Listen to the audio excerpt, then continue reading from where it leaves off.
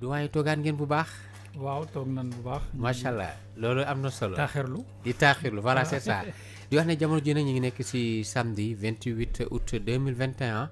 li ñu def mooy dañuy attaqué nag deuxième partie bi nga xam ne moom nag mooy GMT monsieur Mame Gor Ngom day ñëw waxtaan ak yéen ci ñeenti ponk su waxtaanee ba pare nag dina la ubbi ligne bi ci 88 628 99 99 boo leen duggee ba pare nga de 111 mais ça sera à partir de 1h du matin. ponk bi njëkk mi bëggoon nga defal ñu ci waxtaan monsieur Mame Gor mu nekk la presse au Sénégal obligation de réforme. waaw boo ma laajee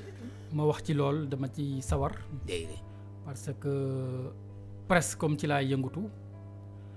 le monde de la presse le monde de la communication comme ci laa yëngatu je pense que boo ma ci laajee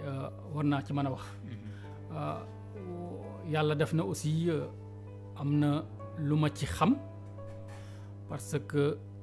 nekk naa ci reporter nekk naa ci chef de desk nekk naa ci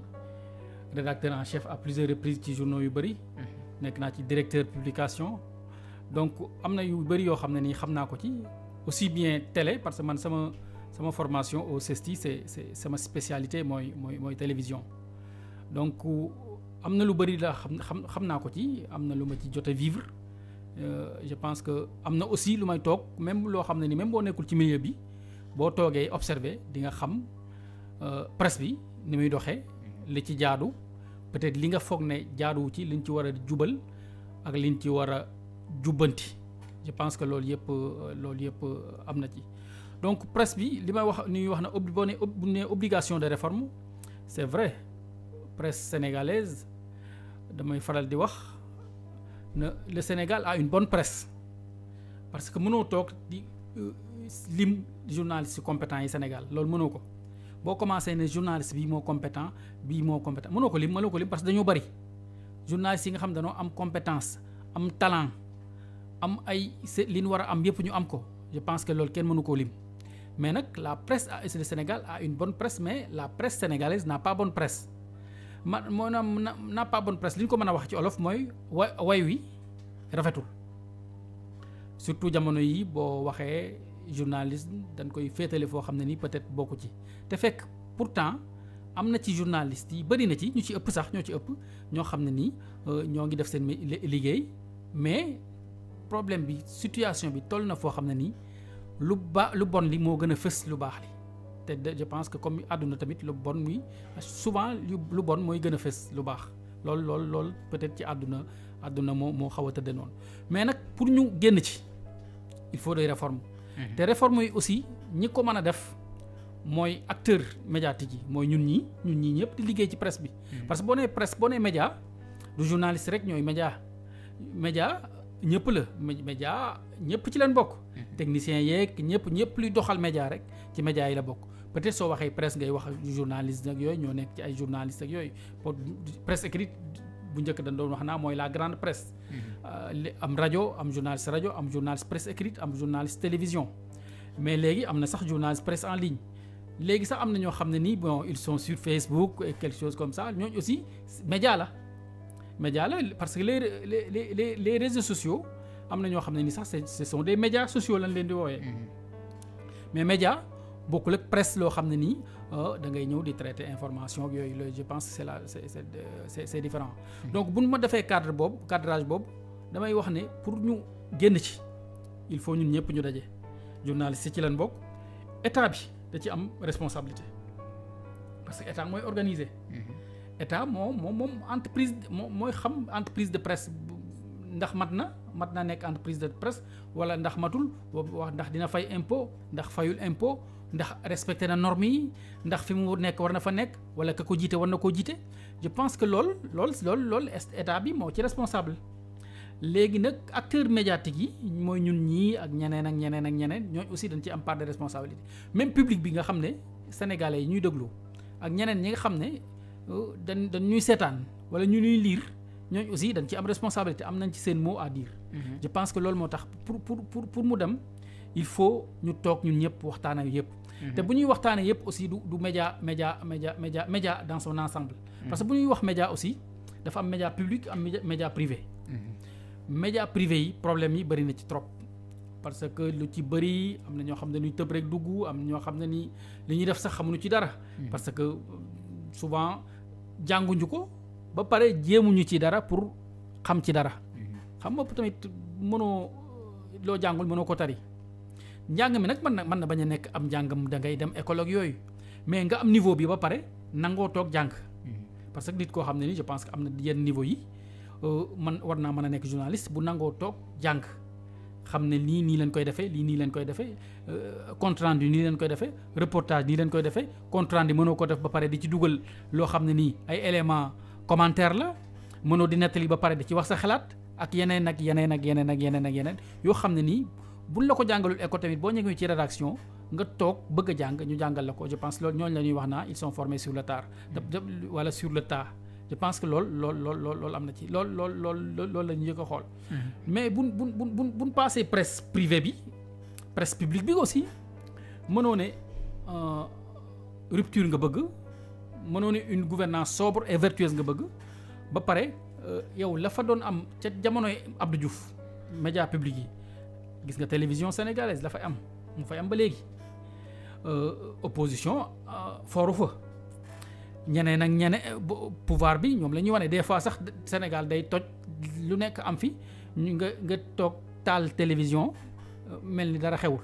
te loolu du yoon parce que média amul journaliste bu ñuy formé bu ñuy def pour mu nekk RTS wala journaliste bu Walfadjri journaliste moom journaliste la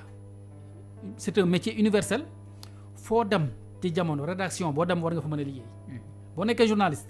rédaction boo dem ci monde bi war nga fa mën a liggéey parce que règle journaliste ce sont des règles universelles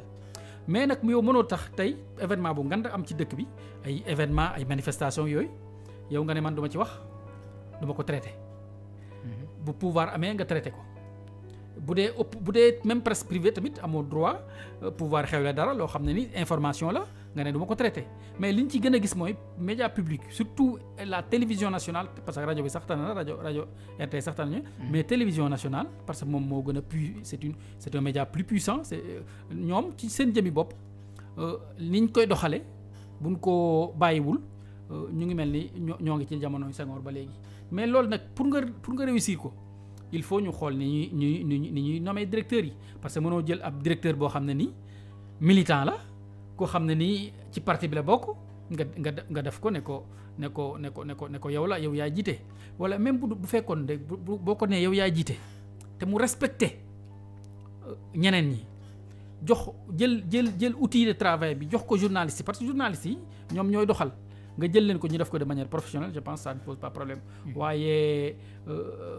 di wat jëmale boor je pense que loolu mooy indi problème yu bëri loolu moo tax ma ne il faut nit ñi toog ñu def ay réformes d'accord des réformes sérieuses waxante dëgg suñu jëmmi bopp muy public bi muy privé bi pour affaire bi mën a avancer sinon dañuy këñëng nii rek ñi naan journaliste fii ñi jàpp fii ñi jàpp fële te affaire bi dara du ci avancer. d'accord macha allah loolu am na solo si premier point bi nga xam ne mu nekk la presse sénégalaise obligation de réforme parce que aussi avant may jox sëriñ man dama réforme bi fu mu war a mën a commencer sax déjà mooy l'éthique parce que léegi journalistes yi selon ni ñuy liggéey ñoom dañuy jiital seen xol ba pay doog a indi seen xel parce que tey boo xool journaliste yi parce que man fi mu njëkk a commencé mooy bopp yi ba pay doog a ñëw ba si médium bi journaliste boo ko suivre léegi 1 mois di nga xam fan la féete kan lay sentir lan la gëm fan mooy dëkkam fan mooy cosaanam lépp di nga ko xam si journaliste bi si benn 1 mois di nga xam léppam fan lay militer même indirectement est-ce que contre le pouvoir la ou bien avec le pouvoir la maanaam léegi journaliste bi nekk seen xol lay gën a wane que lan jàng ji woon kon donc dama ne kon réforme bi dafa war a commencer personnellement ba pare gars yi di indi équilibre parce que man des fois dama naan fan la équilibre di nekk parce que tey mun na teg par exemple tey la personne de Macky Sall monsieur Mame Gor Ngom ñoo def si moom benn analyse monsieur Moustapha Diop ñëwaat defaat ci analyse la personne de Macky Sall mu mel na yéen ñaari Macky Sall la taxaw ki indi aspect positif ki indi bu négatif léegi kon ana équilibre te pourtant yéen ñaa ñëpp seen développement war ngeen mën a indi thèse ak antithèse mais léegi journaliste yi moo tax ma ne kon léegi équilibre nekkatu fa mais da ngeen di jiital ku si nekk si ñoom maanaam da ngay xam léegi journaliste léegi moom fan la féetee ak fan la far dama xamul nag léegi nag loolu ba xam si ligne éditoriale médium bi la wala ba xam loolu liberté de presse ba ëpp bi la maanaam léegi li ngeen am cette force là cette liberté bi nga xam ne moom ngeen yàggoon a xeex depuis ay Norbert Zongo ba léegi nii nga xam ne léegi journaliste bi lépp lu muy kii mooy nan ma bàyyi ma liggéey nan ma bàyyi ma wax li ma bëgg a wax loolu daal soxla naa si sa réflexion maanaam éthique bi ba pare ñu doog a ñëw nag si médium bi. waaw éthique moom li ma ko waxee woon ci début bi ni ma ko doon waxee Serigne. éthique moom loo xam ne nii mooy yar bi. mooy loo xam ne nii da nga koy jombale sa bopp nga ne lii moom dama koo ñàkk du ma ko def bu dee ci métier bi nga ne man am na loo xam ne nii du ma ko def parce que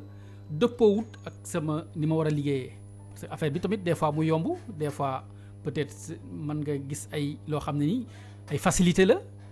mais boo amul éthique mën nga ne garaaw naa foncé rek jël ci après ma continuer liggéey sama liggéey ci éthique bi nag du mën na bañ a nekk mën na am xaalis bu lay jox rek mais mën naa am sax leneen loo xam ne nii mën ngay yàqal nit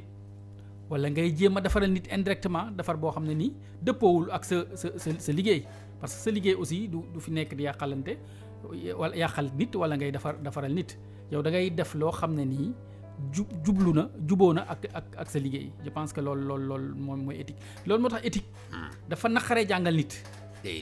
éthique dafa naqaree jàngal nit parce que nit mënoo ko ne ko kaay tey nga gore parce que goreeg yooyu kenn du ko jàngal nit tey nga gore tey nga jub tey yenn yi kenn mënu koo jàngal nit léegi nag ci maanaam wàllu traitement de l'information bi liñ gën a laaj journaliste bi mooy honnêteté. D'accord. waaye moo honnêteté parce que dañuy wax naan objectivité parce que loolu ci leçon yi lay njëkk a kii la naan objectivité à 100% moom mënul am. D'accord. mais idéal la da nga war a jéem a objectif. mais à 100% parce que yow mën nga nekk tey comme man ma nekk Kër Samba. dara xew fa sama mbokk la concerné. man na may traité information ba. ak na ko keneen koo xam ne ni dëkk fa yoonam nekku ci na ma koy traité. xam nga mënul nekk na bañ a partisan. waaw mënta de mais même du mën naa bañ a partisan mais peut-être man am na fi yoo xam ne nii. maa ngi ciy calculer ne kii kat sama mbokk la waruma ko def lii waruma wax lii am na loo xam ne nii war na ko wax am na loo xam ne nii waruma ko wax mais bu fekkee koo xam ne nii ba bokk ci dara. loolu kooku dina mën a kooku moo gën a mën a objectif. loolu tax sànq ma ne kon journaliste yi léegi dañuy jiital xol. waaw loolu. à la place de l'expérience. loolu moo tax comme journaliste yi ay nit rek lan. dañuy far. d'accord mais nag fexeel ba sa liggéey. sa far far gi bañ cee feeñ. mais nag tamit journaliste mën na far tamit ba pare assumer ko. parce que loolu tamit du loo xam ne ni lu bees la. am na dëkk yoo xam ne nii journaliste yi dañuy far fii même États-Unis da ngay jekk ba càgg may ay New York Times kii élection bi jot ñu def benn éditorial ne ñoom dañuy voter démocrate. Ça c'est vrai. waaw ñoom dañuy ne ñoom foofu lañ far. France am na journaux yoo xam ne nii c'est des journaux de gauche. am na ay Libération affaire ay yeneen journaux yoo xam ne nii c'est des journaux de droite. ñoo xam ne ni xam nañ ne fii lañ far. d'accord ci ñoom ci am na lu ñu gëm am na parti boo xam ne dañ koy soutenir. mais nag seen biir liggéey dinañ def de telle sorte que kuy lire journal bi. bu fekkee compte rendu la ñu xam ne compte rendu la ñuy def. bu fekkee la lay def ñu def lañuy def mais li ñuy wax dans journalisme rek am na loo xam ne nii angle de traitement la. d'accord angle de traitement nag comme tey mën na benn manifestation mën na am fële place de la nation. journaliste ba fa dem reportage. moom mooy xool angle ba muy traité. bu fekkee Walfadjri mën naa jóge Walfadjri mu dem def fa reportage. mën naa mettre l'action sur manifestation yee xeer yi ñu sànneek yooyu. léegi ak peut-être opposant bu wax ak ku mer ak yooyu mais bu fekkee beneen média la boo xam ne nii aussi am na leneen lu ko intéressé. day xool moom mën naa xool waaw mën naa xool ne affaire bi manifestation bi daal damay wuloon noonu. parce que am ñaari nit ak ñetti nit ñoo fa nekk. ba pare wax jën fa wax amul solo. mais loolu yëpp tamit na fekk waaw tasaare nañ ful bi nangam. gars yi dañoo doyadi loolu mais na fekk yow la ngay wax. mu am ça c'est vrai. waaye ku nekk nag ni ngay traiter information loolu moo tax man portrait man naa ñu def portrait Dof Diop. ne Dof Diop il est intelligent il est entrepreneur. il a une émission originale et tout. keneen ñëw ne non Dof Diop loolu yëpp am na waaye des fois day kii. indi l'aspect critique day sonal gars yi. des fois da leen di dóor ay questions yoo xam ne nii peut-être mën na da leen di perturber wala genre yooyu quoi. donc traitement information la. te au niveau de traitement de l'information li ñuy wax une ligne éditoriale. rédaction bu nekk journal bu nekk mën naa am ligne éditoriale. d'accord xool ni muy traiter information bi. ni man nii laay def Walfadjri ne man sama ligne éditoriale lii lay def. te loolu maa ngi leen ciy remercier au passage parce que ñoom seen ligne éditoriale. mësul changer. moom budul sànni xeer sax. et puis la mue de lamentation parce que gars yi ñoom ñoo ko tuddee sànni xeer. parce que critique ak wax loo xam ne nii day jubbanti. je pense que. nguur sax bu ci nekkee loolu moo ko arrangé. ça se fait parce que day tax mu gën a góorgóorlu. sànq sëriñ nee na la ba xam journaliste yi dina politique. fii booy xool ci réew mi am na journaliste yoo xam ne politique nañ ba am tey ay poste de nomination. loolu aussi yéen seen corps bi noo leen koy yow noo koy traité après na ma bàyyi monsieur Serigne mu dugg. parce que y a des journalistes yoo xam ne politique nañ. ba am tey des postes de nomination. léegi yéen da nga leen di bedd ci métier bi ou bien da nga leen di nangul ñoom seeni activité dama moom koo xam ne nii journaliste nga moom te di pratiquer journalisme mënoo ne ko bul doo bokkoo ci mais nag am na ñoo xam ne nii moom nekkatul ay journaliste parce que boo nekkee ministre wala leneen xam nga moom nekkatoo journaliste kooku moom leneen ngay def mais nekkatoo journaliste mais nag li gën a bon bu dee da ngay politique li gën a bon moom mooy di politique di ko nëbb di faral nit di ko nëbb ban fal la fekk yow peut-être ñi fa nekkoon temps Ablaye Wade parce que man gis naa ñoo xam dañuy expliquer naan Macky Sall yàgg naa nekk sama xarit yàgg naa sama frère la wala sama yenn yi la ba pare dama daan gisee ak moom ba pare nekkoon ci benn journal di ne dama indépendant journal bi dafa indépendant faruma fenn. Je pense que loolu ce n'est pas de l'honnêteté. L'honnêteté voudrait que boo nekkee ci dara nga assumer ko mais doo ko assumer ba pare di def lu la neex di faral nit ci suuf ba mu xëy falu nommé la loolu moom c'est pas de l'honnêteté. Man amul kenn koo xam ne dañ lay tere nga politique mais bu ñu lay na leer te journaliste buy politique je pense que am na yoo xam ne ni aussi am na dafa am toogin bu mu war a toogee ci rédaction. Parce que booy politique mu woon leen da ngay politique mu woon leen da nga bokk ci benn parti yow ci biir rédaction bi ay sujet politique sax waroo ko traiter normalement. Ça c'est vrai. Yow da nga war a traiter ay social ay sport affaire yooyu. parce que mënoo ci nekk ba pare nekk un militant politique wala nekk nangam sa déontologie loolu foofu la déontologie di ñëw quoi. sa déontologie sa éthique. war na la may nga ne non comme man damay def politique. te man xam naa ne fii laa far. garaawul baal ma bàyyi journalisme bi. démissionné wala ma bañ a laal loo xam ne nii laal na politique. D'accord. Parce que loolu mooy honnêteté nga ne man vraiment dama honnête dëggu gi ma dëggu mooy li nga xam ne man far naa ba pare mënuma bañ a far te bu ma ci duggee di ko def mën naa am ma jël taxas féetale boor ma ne non garaawul kon naa toog bañ bàyyi affaire bi ba mu jàll ma soog ci parce que faneen bu Sénégal c'est pas un pays boo xam ne nii c'est différent des autres pays da nga ci gis yeneen ay France ay États-Unis ay faneen ak faneen bon boo xamee ne da ngay dugg politique wala sa jëkkër ay France waaw lan gis nañ ko doomi am na koo xam ne soxnaam soo xam ne nii da doon journaliste bi la woon mais ba mu xamee ne sawaay jëkkëram moo nekk politique moo nekk président dafa retiré wu parce que mën a tuta continuer daan day exercer métier bi. D'accord. xam nga loolu xel sax da koo nanguwul. Ça c'est vrai. xel nangu ko. D'accord monsieur Serigne Niang. waaw bon man balaa may def analyse Dof Diop juste dama am benn question bu ma bëgg a laaj Mame Goor question bi mooy dans un premier temps journaliste moom warul def politique journaliste bu demee Dof Diop bay def politique dafa war a arrêter activité médiatique am yëpp dem soobu ci li nga xam mooy langue politique parce que. journaliste bu nekkee ci biir presse di def politique loolu day rey sax média kii bi presse bi da koy rey parce que ay analyse am dootul am poids bi mu war a am nit ñi dootuñu gis pertinence am mais heure bu analyser faram la ñuy gis donc man benn question rek laay poser balaa may jàll ci analyse bi directement mooy da nga ni actuellement ni obligation la pour ñu def ay réformes kon am na loo remarqué ci doxalinu presse bi ba tax nga ni c'est une obligation aujourd'hui que ñu def ay réformes léegi yow yan réforme ngay proposer yu ñu war a teg actuellement. léegi man li gën a war a bàyyi xel mooy entreprise médiatique yi environnement économique bi ak jafe-jafe yu nekk je pense que loolu ci leen gën a jëkk taxaw parce que entreprise sénégalaise ñu ci bëri fii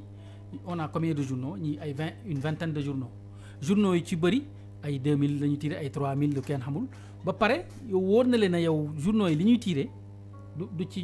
ci la ñuy am dara parce que mënoo tiré journal ay 2000 exemplaires boo ko jaayee peut-être ay 200 000 francs ngay am ak yi peut-être gën ngaa bëri 500 000 boo jaayee lépp xam nga loolu mënoo cee def say charge lijjanti ci li ci war a lijjanti ay transport ak yeneen loolu mënul nekk donc peut-être am na faneen foo xam ne ni ma ngi fay jaar wala ñu vivre journaux yu bëri nekk ci ay difficultés yu metti li ci journaux yi mooy ci médias yu bëri ñuy taqale loolu lépp li ko waral mooy entreprise yoo xam ne nii c'est pas viable environnement économique bi demeewul noonu ba pare entreprise yi viable ba pare ku tëb aussi ne damaa créer entreprise ku tëb ne damaa créer journal peut-être que xamuñu financement bi xamuñu ko nekk ci kaw xamuñu visibilité bi xamuñu lisibilité bi même bu dee da ngay ab publicité même bu dee dañ lay jox xaalis aussi amul leen lu ci leer te loolu c'est la porte ouverte à toutes les dérives je pense que loolu dans un pays normal nag yooyu yëpp dañ ko war a lijjanti fexe ba am entreprise de presse yoo xam ne ni day am ay professionnels yu koy jiite ba pare ñu xam ne lii mooy entreprise bi fii la war a jël fii lii la mooy capital am lii mooy financement bi lii tel nombre d'années mën na koo dox bu publicité yi lii la war a am parce que am na bii audience je pense que loolu il faut ñu sérieux def ko. ci réforme yooyu ci réforme yi loolu ci la bokk. léegi même bu dee public. Dof Diop waaw Dof Diop. dina am benn suggestion pour Mame Gor mën a continuer. d'accord parce que Mame Gor li ma jot a gis nii mu proposé ko ci ay réforme loolu seen intérêt ñoom seen intérêt la rek. ci côté seen intérêt ñoom. intérêt individuel. non pareegu ma sax. waaw des xam nga loolu dama wax benn côté mooy sur le plan économique. yéen lu leen di protéger économiquement. si loolu dama bon parce que c'est loin d'être personnel parce que mais li nga wax ni c'est individuel. non entreprise. waaw entreprise de presse bi laa nañ fexe ba seen wala entreprise mais xam nga journaliste. xam nga entreprise de presse. journaliste yi moomuñu ko. comme Walfadjri gii nii bu doxee am xaalis. li mu war a am mu am ko. du journaliste ñoo ko moom de. parce que dañuy tax ñu am gën a mën a def seen liggéey normalement. kenn du leen mën a corrompre. kenn du leen mën a xoxotal ñuy def seen liggéey normalement ba pare am indépendance totale li ñu war a am ñu am ko ñu di joxe information yoo xam ne ni dañ koy joxe sans problème je pense que loolu li am fii am faneen loolu moo tax. loolu moo tax ma ne économique. mais nag au-delà de l'économique. waaw il y a aussi la formation. parce que journaliste aussi mënoo ko def te defoo formation parce que mënoo tëb nii rek nekk ne journaliste là même boo deful bon je peux comprendre tu peux avoir un bon niveau. nga am foo jaar mais il faut nga formé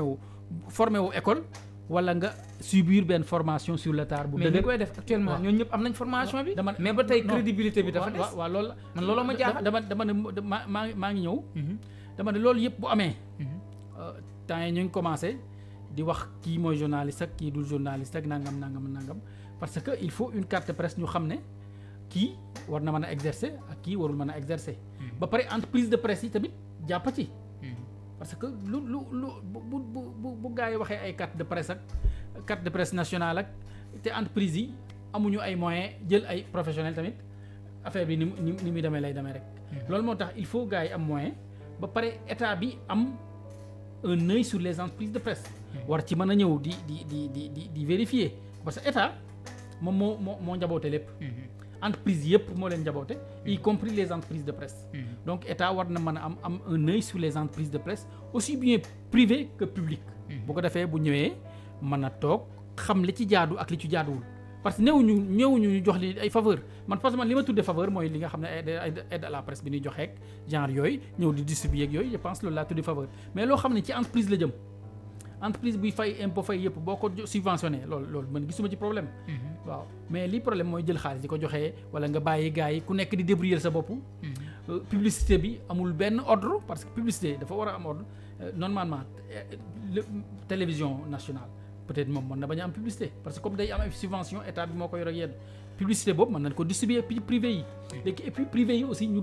am cahier de charge parce que entreprise de presse ak entreprise bu mu mën di doon dafa war a am cahier de charge ñu ne ko fii ngay yem fii ngay tàmbalee bu fekkee li fi ne ko yem fa bu fa yemul ñu sanctionné ko fa mu tàmbalee mu war fa tàmbali je pense que loolu warul poser problème loolu moo tax ma ne entreprise de presse yi il faut économiquement ñu xam ñun lan la ñu bëgg état bi jàpp ci xam te aussi réglementer secteur bi parce que secteur bi fi mu toll nii réglementation bi dafa des lu bëri. waxum ñëwaguma nag ci. réglementation bi ñëwaguma nag ci. wala jagaay ñooy jalgati réglementation yi. non mais loolu moo mais jalgati. bala ngaa jalgati da ngay gis foo xam ne dan naa la li fii waroo fee jaar fii war nga fi jaar am na ñoo xam ne ni ñoo ngi jalgati mais kenn waxu leen dara. mais kuy jalgati waxuñu la dara ki war a wax dara ci jalgati bi peut-être moom moo deful yoon. parce que état bi je trouve mal que. des fois nga jalgati ba pare patron de presse bi génn di la protéger. je trouve gis naa ko plusieurs fois chez journaliste mais loolu peut-être loolu ak nu mu mën di demee nul n'est censé ignorer la loi. koo xam ne da nga jalgati sa patron de presse bon naturellement mën na la défendre. waaye li yoon def li yoon santaane patron de presse ak président de la république parce que yoon moom. nekkalu fi kenn parce que yoon la yoon normalement une justice c'est la justice quoi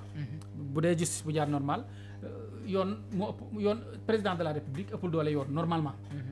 donc dans un état normal ku jalgati dañ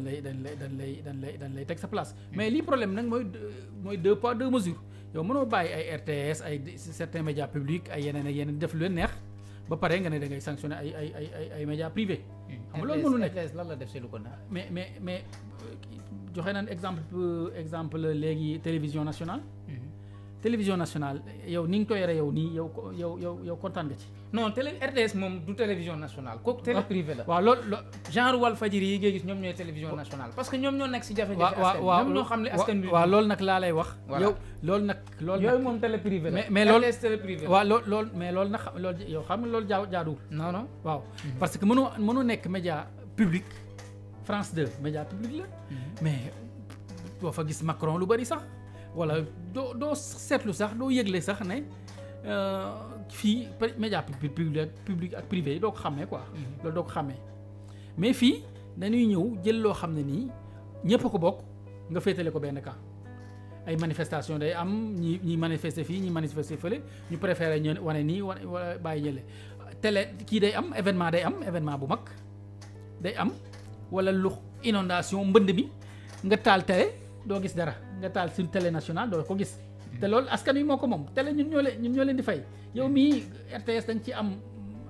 nga fa cër keneen am fa cër parce que loolu loo xam ne ni ñoom ñoo ko moom te lii gën a garaaw mooy ki fi nekk avant loolu dane woon bu ñëwee loolu yëpp da koy changé président Macky Sall dane woon loolu yëpp da koy changé entre les 2 tours xuloo na presque xanaa saagante la defantewul ak Babacar Diagne parce que Babacar Diagne boobu moo nekkoon télé RTS. dana ko woon du wane lii ak yooyu mu ñu tontonte waxante wax yu ñagas. d'accord léegi bu ñu waxee wax yi ñagas yooyu.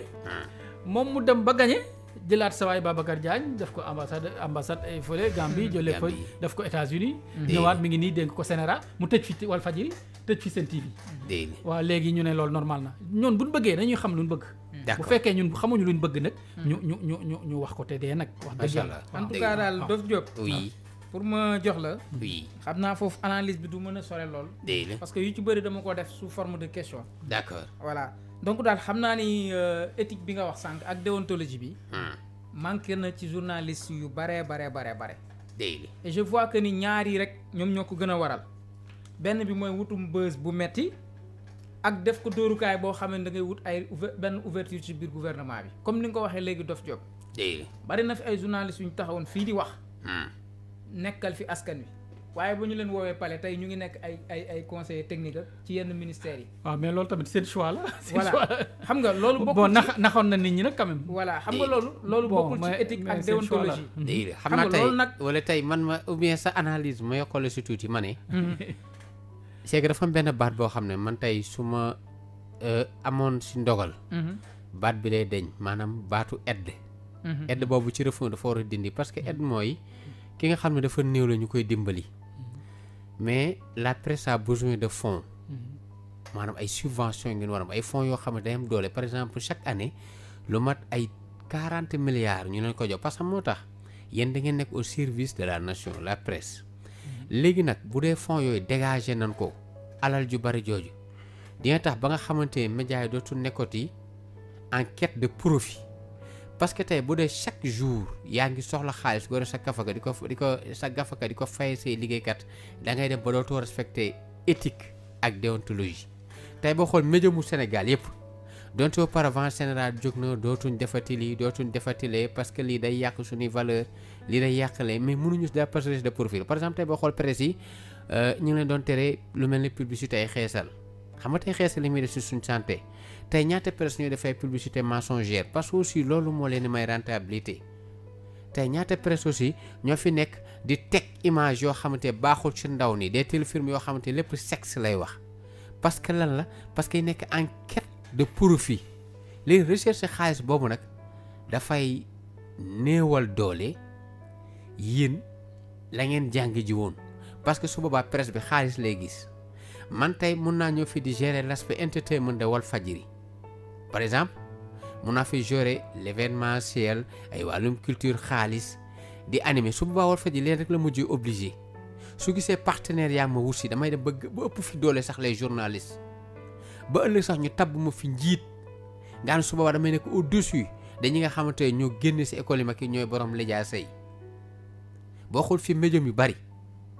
am na ña fa nekk ñu gérer wàllum culture sponsor yi topp leen oto bi ñuy dawal journaliste du ko fa gaare ñoom ñoo mujjee may journaliste yi te quand on parle de médium statut bi journaliste yi la ak techniciens yi mais bu demee ba nga xam ne les informels ñi nga xam ne am ñu statut ñoom mujjee yor médium bi léegi nag danoo si réforme yi danoo war a nekk léegi éliminer recherche de profit état di leen jox ay fonds yu am doole di exiger tamit société yi entreprise yi ñu ñëw par force di sponsoriser nii defee làmb ak yeneen su boobaa ragal naa ne yu bari dina wàññeeku mais fi mu nekk liy gën a pervertir li gën a yàq askan wi presse bi la presse bi nag amul le choix parce que dafa soxla xaalis dafa war a fay courant fay ndox dafa war a fay liggéeykatam moo tax léegi booy xool du matin au soir presse bi nu amee nombre de vues YouTube fay leen nu mën a publicité ay publicité mensongère ak ni nga xamante aussi dafay tourner cible ci leneen pour mën a yokk ba yokk donc nag bëgg naa si réforme yi nga boole ci loolu mon doyen. waaw non loolu yëpp day feeñ je pense que bon comme détails yi pour nga détailler ko day xaw a compliqué. mais loolu ngay wax noonu c'est très pertinent parce que aide moom dafa yenuwul sax maanaam. waaw aide mooy ndimbal quoi. ko ñoo xam ne ni dañ fi nekk nee nañ quatrième pouvoir la nooyee ñu naan leen dañ leen di ndimbali ndimbal waru ci am loo xam ne ni yow yaa ko moom la parce que askan wi dañ ko soxla askan wi dañoo soxla presse parce que presse bu sérieuse presse boo xam ne ni dafa crédible une presse indépendante je pense que loolu mooy doxal démocratie te démocratie bu doxee nit ñi dañuy am épanouissement waxuñu nag ne doolécratie waxuñu ne def lu la neex libertinage mais nag au moins nga am benn presse bu sérieuse recherche profit boobu ngay wax loolu moo tax réglementation meloon na wax sëriñ am solo parce que mënoo ne publicité mensongère lool délit la li gën a garaaw mooy affaire santé nga bëgg ko publicité nga ciy publicité loolu moo gën a garaaw am na ñoo xam ne ni dañuy ñëw di naan mën naa lii ak mënuma lee loolu moo gën a garaaw je pense que loolu moo gën a garaaw sax même man pour man dama jàpp ne loolu moo gën a garaaw sax affaire sexualité sax loolu moo gën a garaaw parce que c'est une question de santé publique nit yoo xam ne nii day toog ne lii mën naa ko nit ñi gëm ko parce que média li tax mu garaaw mooy bu nit ne feeñee am na ñoo xam ne nii seen niveau toll na ci foo xam ne nii bu nit waxee télé rek wala mu wax rajo danaan dëgg la rajo ba lañ ko waaw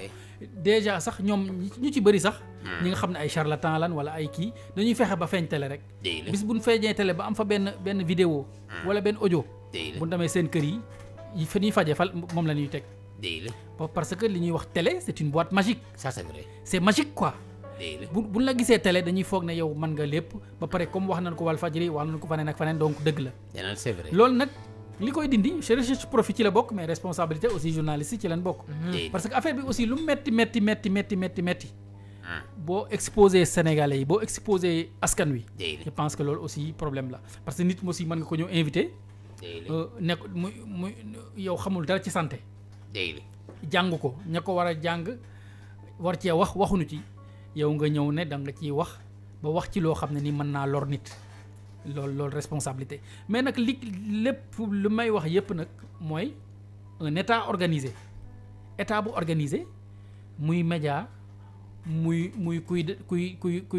kuy gas suuf muy entreprise ciment wala entreprise bu mu mën di doon buy defar ay tàngal ak yooyu dafa war a am yoon. am na yoo xam ne dañ la ko may am yoo xam may ñu la ko bu fekkee may ñu la ko état bi dafa war a am fullaay arrêté ko. mais comme fi mu toll nii Sénégal ñu ngi wax ay des fois ñu tëj ay médias ne danoo wane ay manifestation yooyu. ba pare bàyyi médias yi ñuy def lu leen neex di publicité ay publicité mensongère di site yi di def ay publicité nit koo xam ne day ñëw ne man mën naa faj li ñuy wax coronavirus ci jamonoy coronavirus leen wax OMS ci boppam bi ñu waxee pandémie ñoom danoo teg ci suuf ci kato bi ne infodémie parce que ñoom nee nañ pandémie bi li mën a reye nit la infodémie mën a reye nit infodémie mooy information yoo xam ne nii fake news la dara wéru ci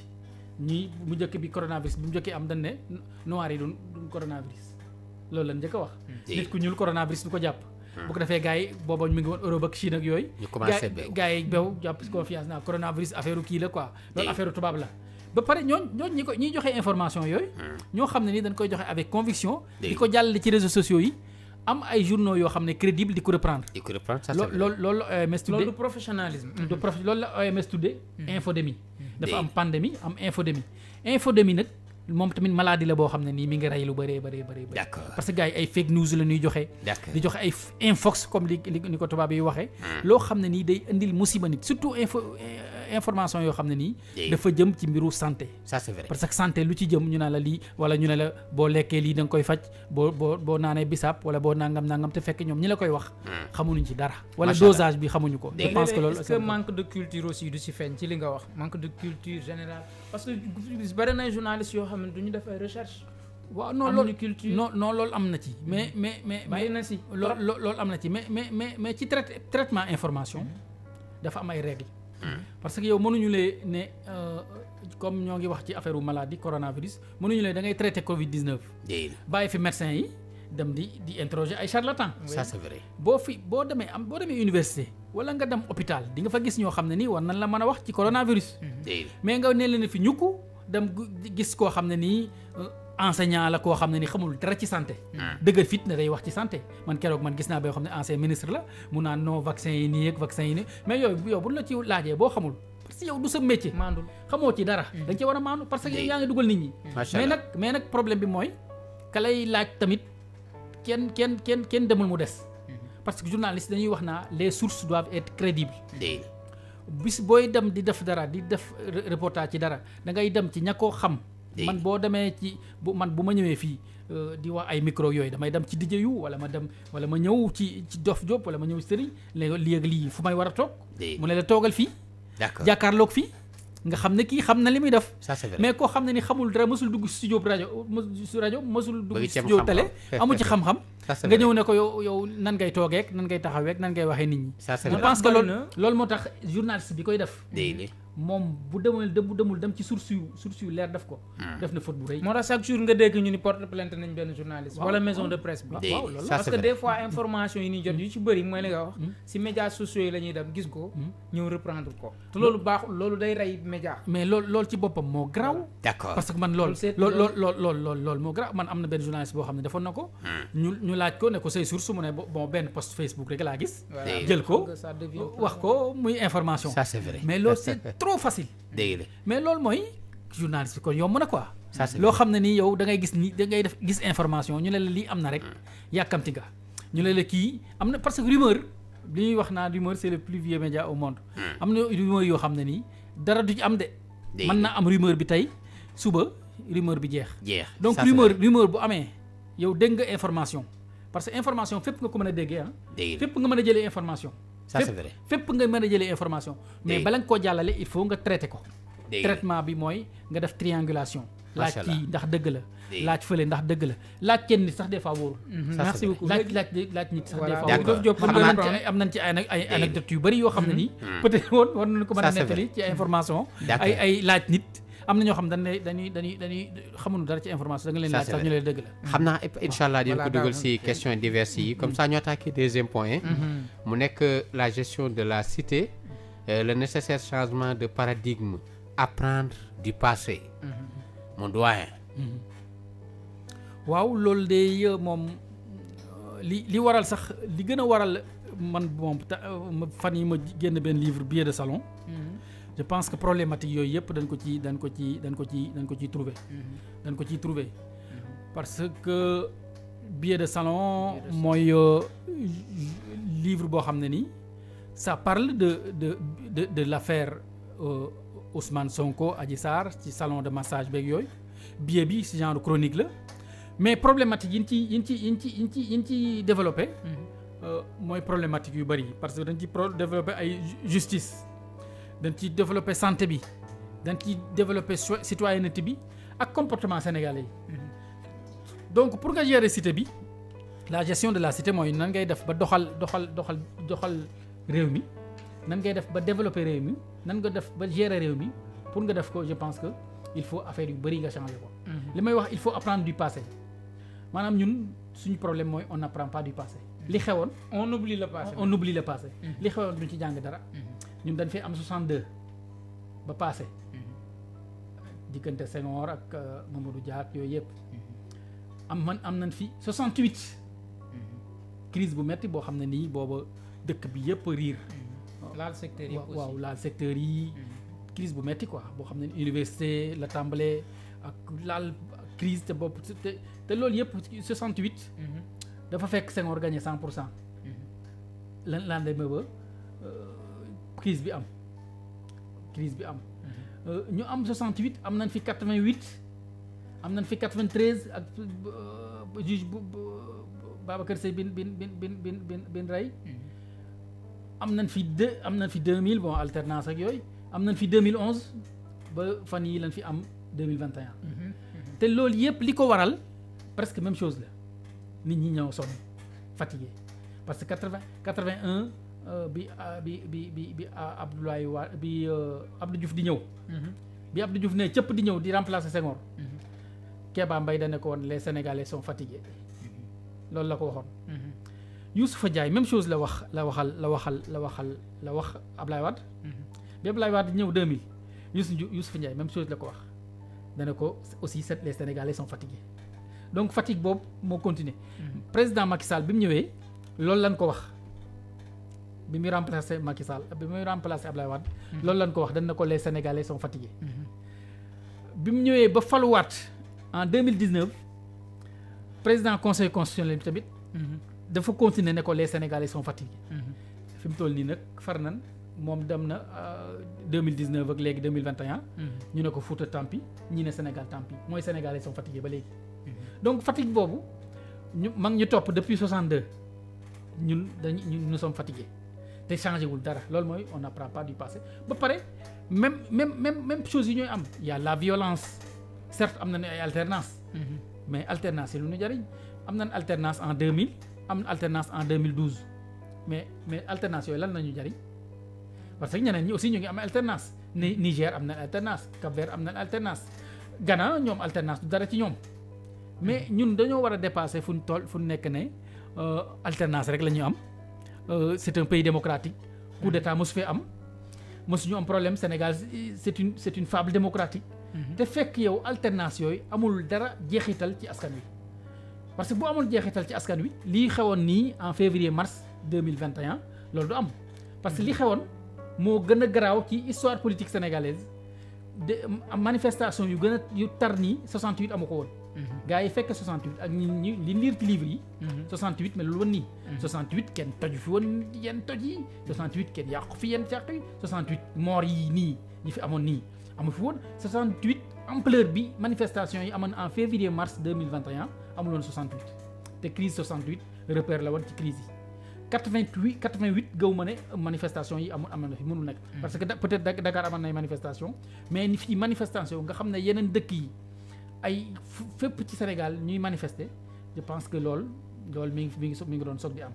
loolu moo tax nag la andi woon yële ba ay nit ñi dee ci ay voitures piégées 88 ak loolu yëpp loolu ba léegi mi ngi fi te buñ ci waxul dañuy gën a enfoncé wu nekk fi nag naa alternance buñ ci waxul dañuy gën a enfoncé wu parce que Sénégal luy suñu problème mooy ay combat li may wax ay combat derrière garde li ñu war a def duñ ko def parce que li ñu war a def buñ ko defoon heure bi du fekk ñun ñu fi teg nekk di élection locale mi ngi am mais xamuñu sax ndax dina am wala du am xamuñu élection yi nan lañ koy organiser ñi opposition bi nee na wóoluwul ñoo ngi fi wax ay certificat de résidence te fekk Sénégal fii réforme bu nekk def nañ ko fi CNRI yi am na fi am assise nationale lu nekk xalaat nañ ko fi pour affaire bi jaar yoon mais nit ñi bu ñëwee dañ naa ko fi ñukk ñi yàq bu forox dem def li leen neex je pense que tant que waxante wuñ dëgg li enjeu yi ñu xam ne lii mooy enjeu yi réforme yi lii leen war a def ay réforme ngi fi assise nationale wax na lépp mu leer dañ na woon mënoo nekk chef de parti ba pare nekk président de la république bi ku ñëw Abdoulaye Wade loolu la waxoon après bi mu ñëwee respecté wu ko Macky Sall aussi c'est la même chose dana woon rupture bi mu ñëwee respecté wu ko te képp li ñuy wax livre bi loolu laay wax les promesses des hommes politiques n'engagent que ceux qui y croient et on en a les preuves surtout les promesses des prétendants au pouvoir ñun mën nga nekk ne damay bëgg nekk pouvoir di def ay promesses ñun bon nan la dañ lay gëmmee au bout des lèvres parce que xamuñu ne ndax di nga ko def am doo ko def parce que fii am na ñoo xam ne ni dañu fee digg yu leer nañ ñëpp ànd ci ñëpp d'accord ci ban voté leen ñu ñëw def lu leen neex je pense que loolu tant que tooguñu les vraies questions ñu posé ko le vrai débat ñu teg ko lu ñu war a def Sénégal ñu war ko cee def gis nga li xaw février mars 2021 ak manifestation yi ak 13 personnes dee ci nit ñi daanaka fàttali leen boo matul yeneen musiba dina am te ba pare Sénégal day gën a enfoncé wu ñu nekk fi naan pays démocratique même bu ñu amee beneen alternance lan la ñuy jëriñ parce que les alternances doivent nous servir à quelque chose malheureusement nos alternances ne nous servent à rien du tout bu tiitaru leen ci def naan am na doon kii jógee na fi kii ñëw na ba pare même chose mooy am violence bay war a am mooy am xeex baa ngi war a am nit ñi économie débat yi ñu war a posé wuñ ko parce que ñu ngi nii am nañ zircon am nañ or am leneen ak leneen ba pare ñoo ngi nii ceeb bi yokku diw yu lopp nit ñee ngi bëgg a dee nit ñaa ngi sonn amul sur le plan économique amul benn njariñ baykat yi dañuy xaar ay ndox nit ñaa ngi ci mbënd mi bu tawee tuuti Sénégal Dakar kenn du bouger waxuma la man banlieue bi tawte rek de mais bu tawee tuuti da ngay dawal fii sa oto nii paccax da ngay risque nga nekk te loolu du yoon une capitale comme Dakar xaalis bi ciy dugg ak lépp mënoo sax am tali yu baax man waxuma jëlale naa man mbënd meeg ñoo nga xam ne moom nawet bi ba mu jeex ci musiba la nekk te nawet bi même bu nawet bi jeexee ci ay taataa la ñu dëkk parce que ndox mi dafay des day verte yooya nga fa métti yaa nga fa ba pare ñu fay def ay milliards kenn du xam lu muy signifier donc ñun bu ñu bëggee sérieux bëgg xam lu baax bëgg am lu baax il faut ñu def ay réformes te réformes yi nit ñi bind nañ ko teg fi nit ñi li ñu war a def xam nañ ko mais ñun ñoo ko naa ko fi ñukk dem di am ay partisans li ma doon wax ci RTS dem jël ku la neex nga teg ko fii koo xam ne ni da daan saaga ndey nit ñi lu ne mu dugg ci nga jël ko def ko PCA RTS loolu mooy yow réforme bi nga doon wax amul benn sens donc loolu bu fekkee tant que ñoo ngi def loolu duñ bouger waaw man nag personnalisé wu ma ku fi muy opposant bu fi ñëw tamit li ngay wax dañ koy gëmmee du bout des lèvres. Ça c'est vrai. Parce que xamuñu li ngay def li nga diggee di nga ko def am doo ko def parce que on en a les preuves de multiples preuves Abdoulaye Wade lu nekk digg nañu ko fi. Ça c'est vrai. bi mu ñëwee lu ko neex la def. Macky Sall mi ngi nii digg nañu fi lu nekk bi mu ñëwee lu ko neex lay def. mbokkam la fi ay mbokkam ñoo fi nekk ak ay lu kenn xamul yoo xam ne nii moom moo taxoon sax ñu jëlee fi Abdoulaye Wade nit ñi ñoo ngi gën a sonn. mettit yi gën a metti ba pare nit ñi ndeysaan boo waxee sax ñu ne da ngaa contre wala contre mel ni nit ñi moom. dañ fay nekk pour far wala contre. nit ñi far ak contre am na ñoo xam ne far ak contre yitteelu leen. parce que ñoom dans tous les cas ku fi mën di ñëw tamit nit ñi ku nekk li nga am sa wërsëg sa yàlla yaa ngi koy góorgóorlu di ko amal sa bopp. parce que am na ñoo xam ne nii ñoo ngi toog di këtti ci mbedd yi nekk Sandaga ak yooyu ñoom dépendre ci ay politique xanaa lu ñu bëgg buñ wàccee am yoon yoo xam ne nii dinañ war a dinañ ci jaar dem ñibbi seen kër même bu doon ñibbi Thiès ñu dem ñibbi Thiès ñëwaat liggéey si dafa naa je pense que loolu buñ ko amoon ku nekk nag mën a dem jàpp liggéey sa liggéey mais fi mu toll nii boo jëman Guédiawaye bii rek waaw di nga fi def 3 heures de temps doy na waar loolu amul sens dégg la en tout cas gestion de la cité man je dirais que ne nan jox indépendance totale pouvoir bu ci ne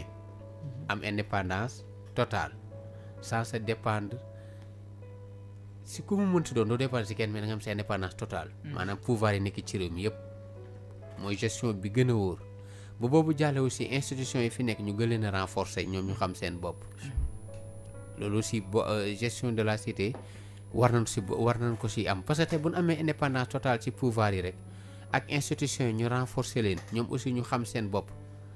réew mi aussi am benn justice bi nga xamante ni dafay dëgër këcc sans partisan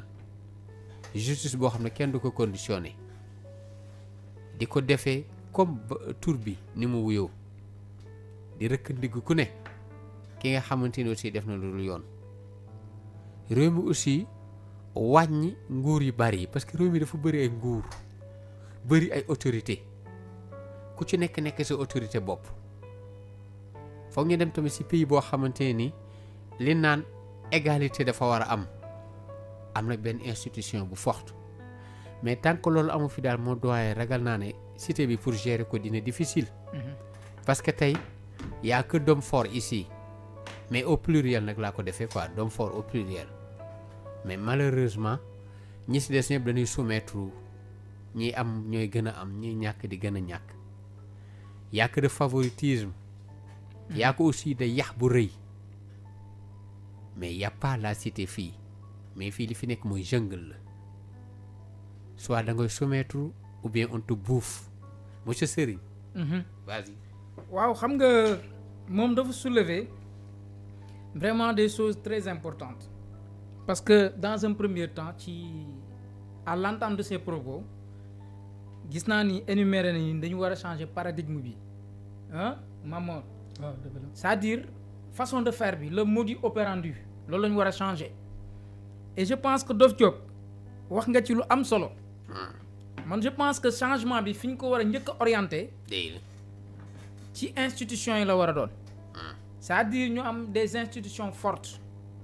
ñu libéré wu d'abord ci institution néocolonialisme yi nga xamee ni que tey bari na ci luy tënk suñu réew ci côté li nga ko doon wax léegi liberté d'expression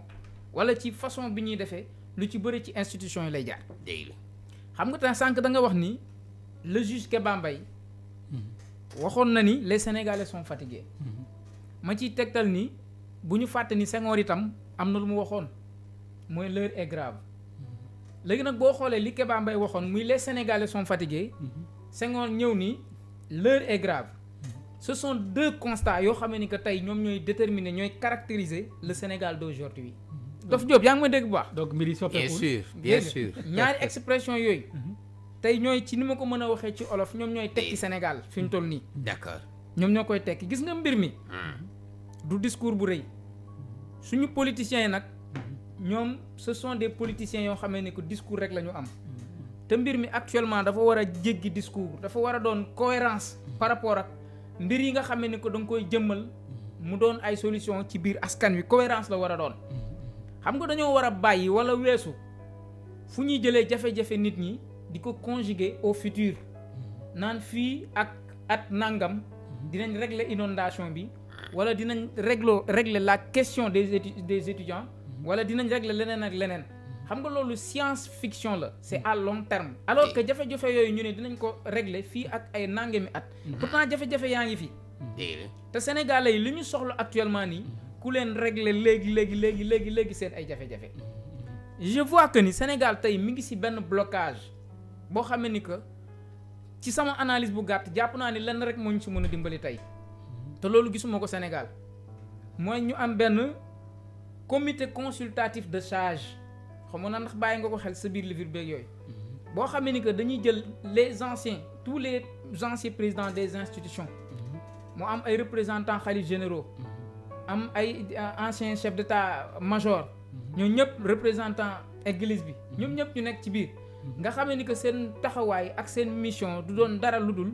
bépp solution boo xam ne gouvernement yi dañ koy jëmale ci askan wi ñoom ñu ci joxe seen kàddu parce que ñoom itam yàlla daf leen defal surtout nag xalif généraux yeeg ñooñu yàlla may na leen kàddu boo xamee ni que bari na lu ñuy wax askan wi di ko def mu jafe lool ci côté gouvernement bi et je pense que bu ñu leen associé woon donc à travers benn comité consultatif de charge je pense que jafe-jafe yu bare dina yomb ci réew mi xam nga Sénégal dafa yàgg am ay crise actuellement nii ci crise la ñu nekk sànq tudd nga crise 68 bi nga xam moo jote woon ci diggante Mamadou Dia ak Senghor mais crise boobu lan moo ko indi pourtant li indi woon crise boobu mi ngi fi ba tey mooy ay orientation yu ñu bëggoon a jëmmal yu Mamadou Dia bëggoon a jëmmal par rapport ak suñu agriculture donc amoon un projet très pertinent par rapport à l'orientation yu ñu waroon a jox à l'agriculture sénégalaise mais Senghor il avait dit ñett parce que loolu xam na ni arrangé wut tubaab yi te pourtant projet la boo xamee ni que tey Afrique de l'Ouest ñu ngi ko doon sax copier ci Mamadou Dia mais malgré tout cela gis nga li ci xew coup d'état bi ñu ko accusé emprisonné ko tëj ko yàq carrière politique am loolu crise la tudd nga tamit crise 68 bi boobu crise boobu dafa dem ba laal secteur yépp muy université tout cela secteur yu bari dafa dem ba daf ko paralysé bu ñu fàtte aussi secteur crise 73 crise pétrolière bi defe naa ne loolu moom moo ñu yóbbu ci politique d'ajustement structurel yi nga xamee ni que ci jamonoy Abdou Diouf la te loolu bokk na sax ci li daaneel Abdou Diouf politique yooyu loolu bu ñu ko fàtte yooyu yëpp ay crise la 88 yu mën nañ ko méngale d'une part ak li fi amoon mars bi mais li amoon mars bi sax moo gën a grave parce que 88 fekkee wuñ ko naam mais suñu culture ak suñu ay documentation wan nañu la fa xewoon ak na mu demee woon mais gis nañu yii am ci mars bi di passé moom moo ko gënoon a grave donc daal je vois que ni monsieur Mame Gor Sénégal actuellement mi ngi ci benn situation bu nga xamee ni que nii dañu war a moom suñu bopp bi nag du commencer fenn fudul institutionnellement parlant ñu modifié waat suñu ay institution jëm ko méngale ak suñu ay réalité réew parce que li ñu sonal yu bëree bëri mooy suñu institution yi yu ci bëri ça ne reflète pas à la réalité sénégalaise tey prenons l'exemple de la constitution bi du suñu constitution jàmbur la buñ ñu jox depuis 1958 bari na lu nekk ci biir loo xam méngawul ak réalité sénégalaise yi donc démocratie bi tamit dañ ko jéggaani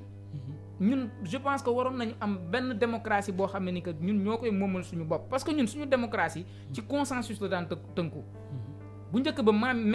suñu mag yu njëkk yi sax daa mu ñu dem vote ñoom dañu daan toog waxtaan rek bu ñu toogee waxtaan am consensus rek valider loolu mu jàll mais tey bari na loo xam ne ni que ñun depuis l'époque coloniale sax ñu ngi copier ci Occident yi te li ñuy copier jariñu dara léegi nag donc il est impératif ñu delluwaat ci suñu bopp xamaat ñooy kan delluwaat ci suñu culture delluwaat ci suñu histoire comme ni ma ko waxee léegi suñu ay valeurs de civilisation jël ci li ci baax li ci acceptable aujourd'hui ñu interpréter ko intelligemment jël les apports de l'extérieur mooy li baax ci tubaab bi li mu indi ñu jaxase ko man je pense que loolu moom mooy tey moment fi nga xamee ni que foofu la Sénégalais yi toll sëriñ si aussi ñi nga xam am nañ ay responsabilités comme da nga wax ni dañu war a changer paradigme bi modus operandi bi sëriñ si aussi man je pense que aujourd'hui war nañu regrouper wu ñoom sur des organisations yu nga xamee ni que dañuy li fi Cheikh Ahmadou Bamba proposé woon Seydina Limam proposé ko ñooyu yëpp ñuy doon ay modèle économique man je pense que war nañ daje ci ay organisation économique yoo xamante ni dañuy proposer loolu jëmmal ko proposer ko état bi parce que c'est des solutions man je pense que kon bu ñuy changer paradigme bi day yaatu day nekk benn kuréel bu nga xamee ni que dafay yaatu lool parce que secteurs yi ñu war a changer paradigme secteur yëpp lay nekk dafay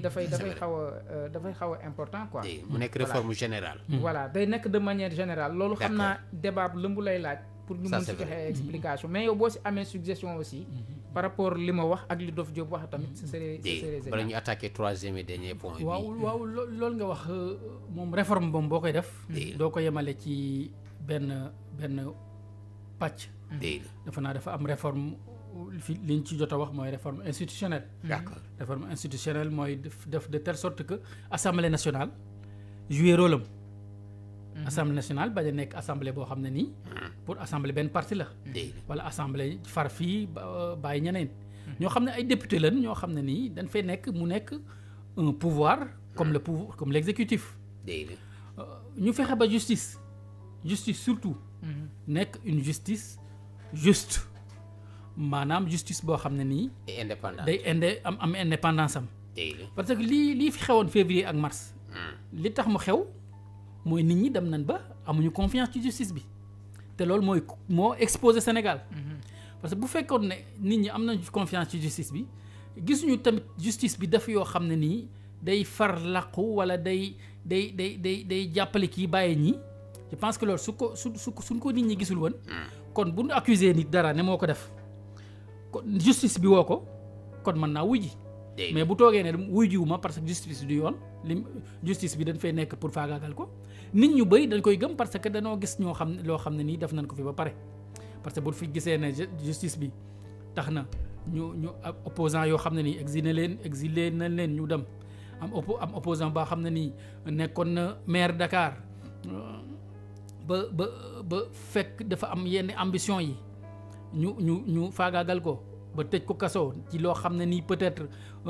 ñu ci bëri jàpp nañ ne ñeneen daan nañ ko def te dara daawul leen ci fekk loolu yëpp perception yooyu moom moo ñu exposé je pense que loolu moo tax man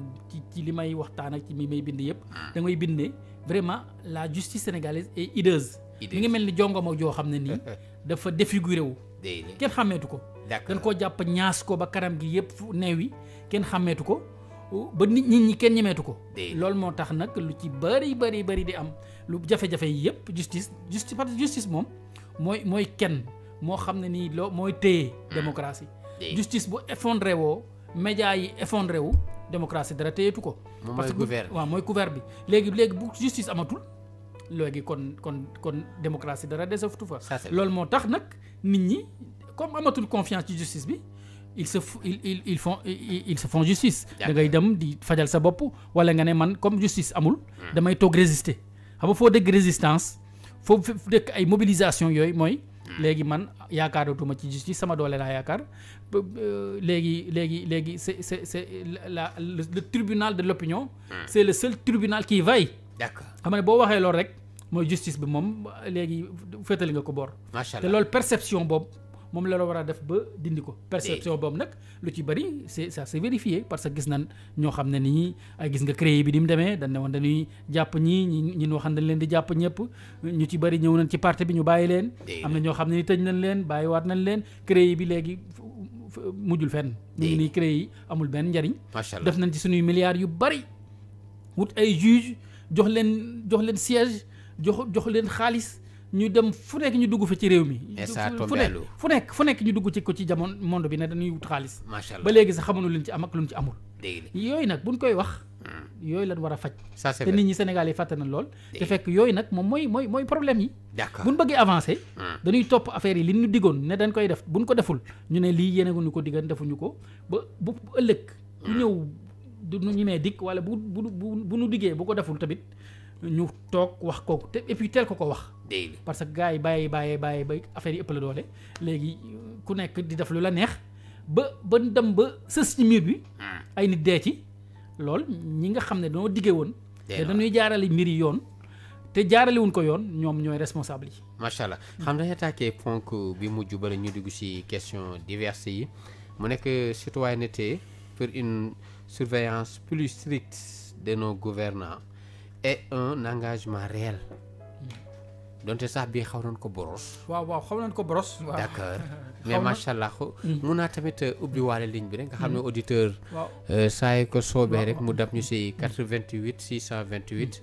99 bu ñu duggee ba pare ñu def 111 am accès si plateau GMT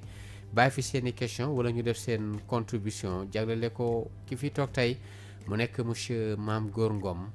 par rapport ak li mu fi jot a développé mais côté citoyenneté aussi bu fekkee am na tamit loo si mën a voilà yokk côté citoyenneté li ñuy wax citoyenneté mooy ak surveillance boobu ñuy wax lu am solo la dégg parce que citoyenneté bala nga koo mën a exercer dëgg mooy nga ñu yee la wala nga yeewu xam li la war xam loo xam ne ni aussi fa la say mbir yem bu ko defee nga mën a surveiller parce que boo xamul yoon comme ñu ngi wax ay conseil municipal ak yooyu mais am na yoo xam ne nii lu am ci conseil municipal bi sa mairie yow am na loo xam ne ni citoyens yi dañ ko war a yëg am na yoo xam ne nii dafa am ay délibéré yoo xam ne nii dañ ko war a yëg buñ ko yëgul yow da nga ko war a exiger ñu taf ko nga xam lan la mais information. waaw am information parce que démocratie aussi transparence la y compris la démocratie locale parce que loolu moo gën a am solo parce que loolu ci ñun la avant ngay wax gouvernance globale bi mais au niveau local yow dafa am yoo xam ne ni yow yoon la yow nga xam ko yow yoon la fii ñu war nañ fi def marché li tax ñu ko fi def lii waruñu ko fi def fii terrain lañ fi war a def fii dañ fi war a def ay jardin mais loolu yëpp yow citoyen bi daf ko war di mën di surveiller je pense que surveillance boobu bu amul loolu mooy waral politique yi homme politiciens yeeg yooyu di def lu leen neex parce que dañ na gars yi ñoom faalewul yooyu ñoom daal bu élection jotee rek nga woo leen ñu ñëw voter la après nga dem mais yow dafa am loo xam ne nii da la ko war a jaral Sénégal la nekk seen problème mooy loolu yu am na yu bëri jarale leen ko ba pare wala ku nekk da ngay régler sa kër sa buntu kër na set boo balee tax féetale ko ne ci mbedd mi sa yoon nekku ci li ci des te yow da nga war a exiger même boo balee teg ko foofu da nga war a exiger foo xam ne nii dañ ko war a tuur mbalit mi foo xam dañ fay tuur mbalit wala buñ fa tuuree mbalit tamit dañ ko fa war a fekk jël ko yóbbu waroo ñëw rek balee sànni noonu ci biti mu tas après dugg ci yooyu mu taw affaire bi ndox mi du évacuer wu je pense que bala nga wax citoyenneté aussi da ngay am une certaine exemplarité mooy maanaam def loo xam ne nii moo la war ba pare nga mën a surveiller aussi parce que gouvernants yi ñëpp leen di surveiller presse contre pouvoir la dafa war di surveiller mais citoyen bi ci jëmmi boppam dafa war di surveiller xam ay droit ba pare di leen surveiller parce que boo amee du citoyen mooy du koo xam ne nii day far rek comme nga ne man tey parti bi laa bokk maa ngi parti au pouvoir donc lu waa pouvoir def rek dama leen di défendre wala ma ne maa ngi opposition waaye man lu waa pouvoir def dama koy contre mais nag dafa war a citoyenneté mooy même man nga nekk sax partisan mais nga xam ne lii askan wi moo ko tax a jóg développer réew mi moo ko tax a jóg nga ne man amul pouvoir amul opposition mais man lii moom na jaar yoon parce que bu jaaree yoon ñëpp ci ànd bu jaaree yoon ñëpp ci bénéficier wu parce que bu évacuer ndox mi amul pouvoir amul opposition bu dëkk bi setee amul pouvoir amul opposition te loo xam ne ni yow yaa ko war a mën a exiger fekk sa xaalis la yow yaa ko moom ñun ñoo ko moom ñii dañ leen a employé pour ñu liggéey amul dara lu ñu ëppalee nit ñi peut-être dañoo am engagement politique dem di liggéey am na ñoo xam ne ni ñoo leen ëppi diplôme ñoo leen gën a méritant c'est que dañoo amul choix dañoo choisirul dem di jiite wala bëgguñu ko wala ñoom da leen di sonal mais nag nañ leen exiger ñu def yoon parce que ñoom ñoo engagé wu bëgg lool kenn ci juddu waalewul xaalis kenn ci juddu waalewul oto yi ñuy yéeg ak nangam mais dañ leen di fay mettre leen dans de bonnes conditions kon danoo war a mettre nit ñi Sénégal yi dans de très bonnes conditions je pense que loolu mooy citoyenneté ba pare politique nag bu jotee bu élection jotee ku nekk mobiliser wu ñuy def campagne ku nekk fa nga far fa mais bu élection passé nag ñu l'essentiel mooy dëkk bi jaar yoon amul pouvoir amul opposition dëkk bi jaar yoon parce que ñoom aussi ñoom bu sañoon campagne permanente lay nekk bu ko defee nit ñi duñ tal dara manipulation tey ñii ne dañoo def lu baax ñii ne dañoo def lu bon muy pouvoir des fois mu def lu baax opposition ne baaxul des fois pouvoir def lu bon opposition bu ko waxee tamit peut-être dañ naan ils sont partisans mais nag ñi war a toog ci digg bi mooy citoyen bi te citoyen bi waru fee nekk tamit di topp naan ay te ci li yëpp ci sénégalais yi faruñu ay parti politique bien sûr mais dañoo toog li ñuy wax la majorité silencieuse dañuy toog seen kër yi mais ñu ci bëri nag ils ne se sentent pas concernés ñoom dañuy toog rek jàpp seen jàmbur te jàpp sa njàmbur nag lu la ci fekk moom nga xam ne yow la parce que yow sa yëf la da nga war a exiger des conditions saines pour nga avancer sinon boo ko exiger wul tamit ñoom ñu def lu leen neex te ñoom dañ leen fee teg pour ñu jubal jubbanti ba pare def lu baax dégg loolu am na solo mu nekk citoyenneté xam naa ba ma josee xam naa mooy rek nit ki nekk am amour ci sa dëkk mu gën a la lépp ba pare nag nga koy jëfee mais fii gars yi dañuy am amour kese falan yi mais duñ ko jëfee di wax ne citoyenneté aussi ñëpp dañoo war a am benn optimisme nekk ay actionnaire pour benn déroulement des choses mais fii ñu ñëpp ay violeurs lañ violeur bon par rapport ak boo xool ñu fii lépp la ñuy violer charte réew mi constitution bi corruption bi maanaam fii ku ci nekk rek am na looy violer ñii di violer la nature ñii dem di violer li nga xamante ni mooy suñu ressources yi ay détournement te pourtant ñi jekkoon ñi nga xam ne ñooy les porte drapeau les ñi nga xam ne ñooy garde drapeau bi mooy ñi nga xam ne tey ñoom ñooy symboliser réew mi ñoom ñooy njëkk a nekk violeurs yu mag yi su boobaa nag population bi da siy topp ku ci nekk aussi di aar nag li nga mën xam nga tey ñun suñu symbole bi waroon njëkk fii si réew mi mooy tey suñu trésor bi maanaam suñu kees réew mi ñëpp waroon am cet amour comme ni ñuy tabaxee jàkka ji ku si nekk di def sa xaalis ba pare di ree ñun ñëpp ñuy cotiser pour réew mi ba pare mu am nag benn gestion bu positive mais tey par exemple tey suñu kees réew mi kenn bëggu ko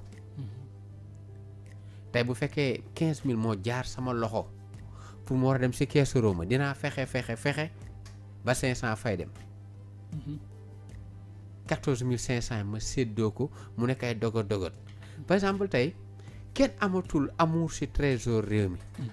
ñëppay détourné ñëppay dund corruption kenn respecteetul heure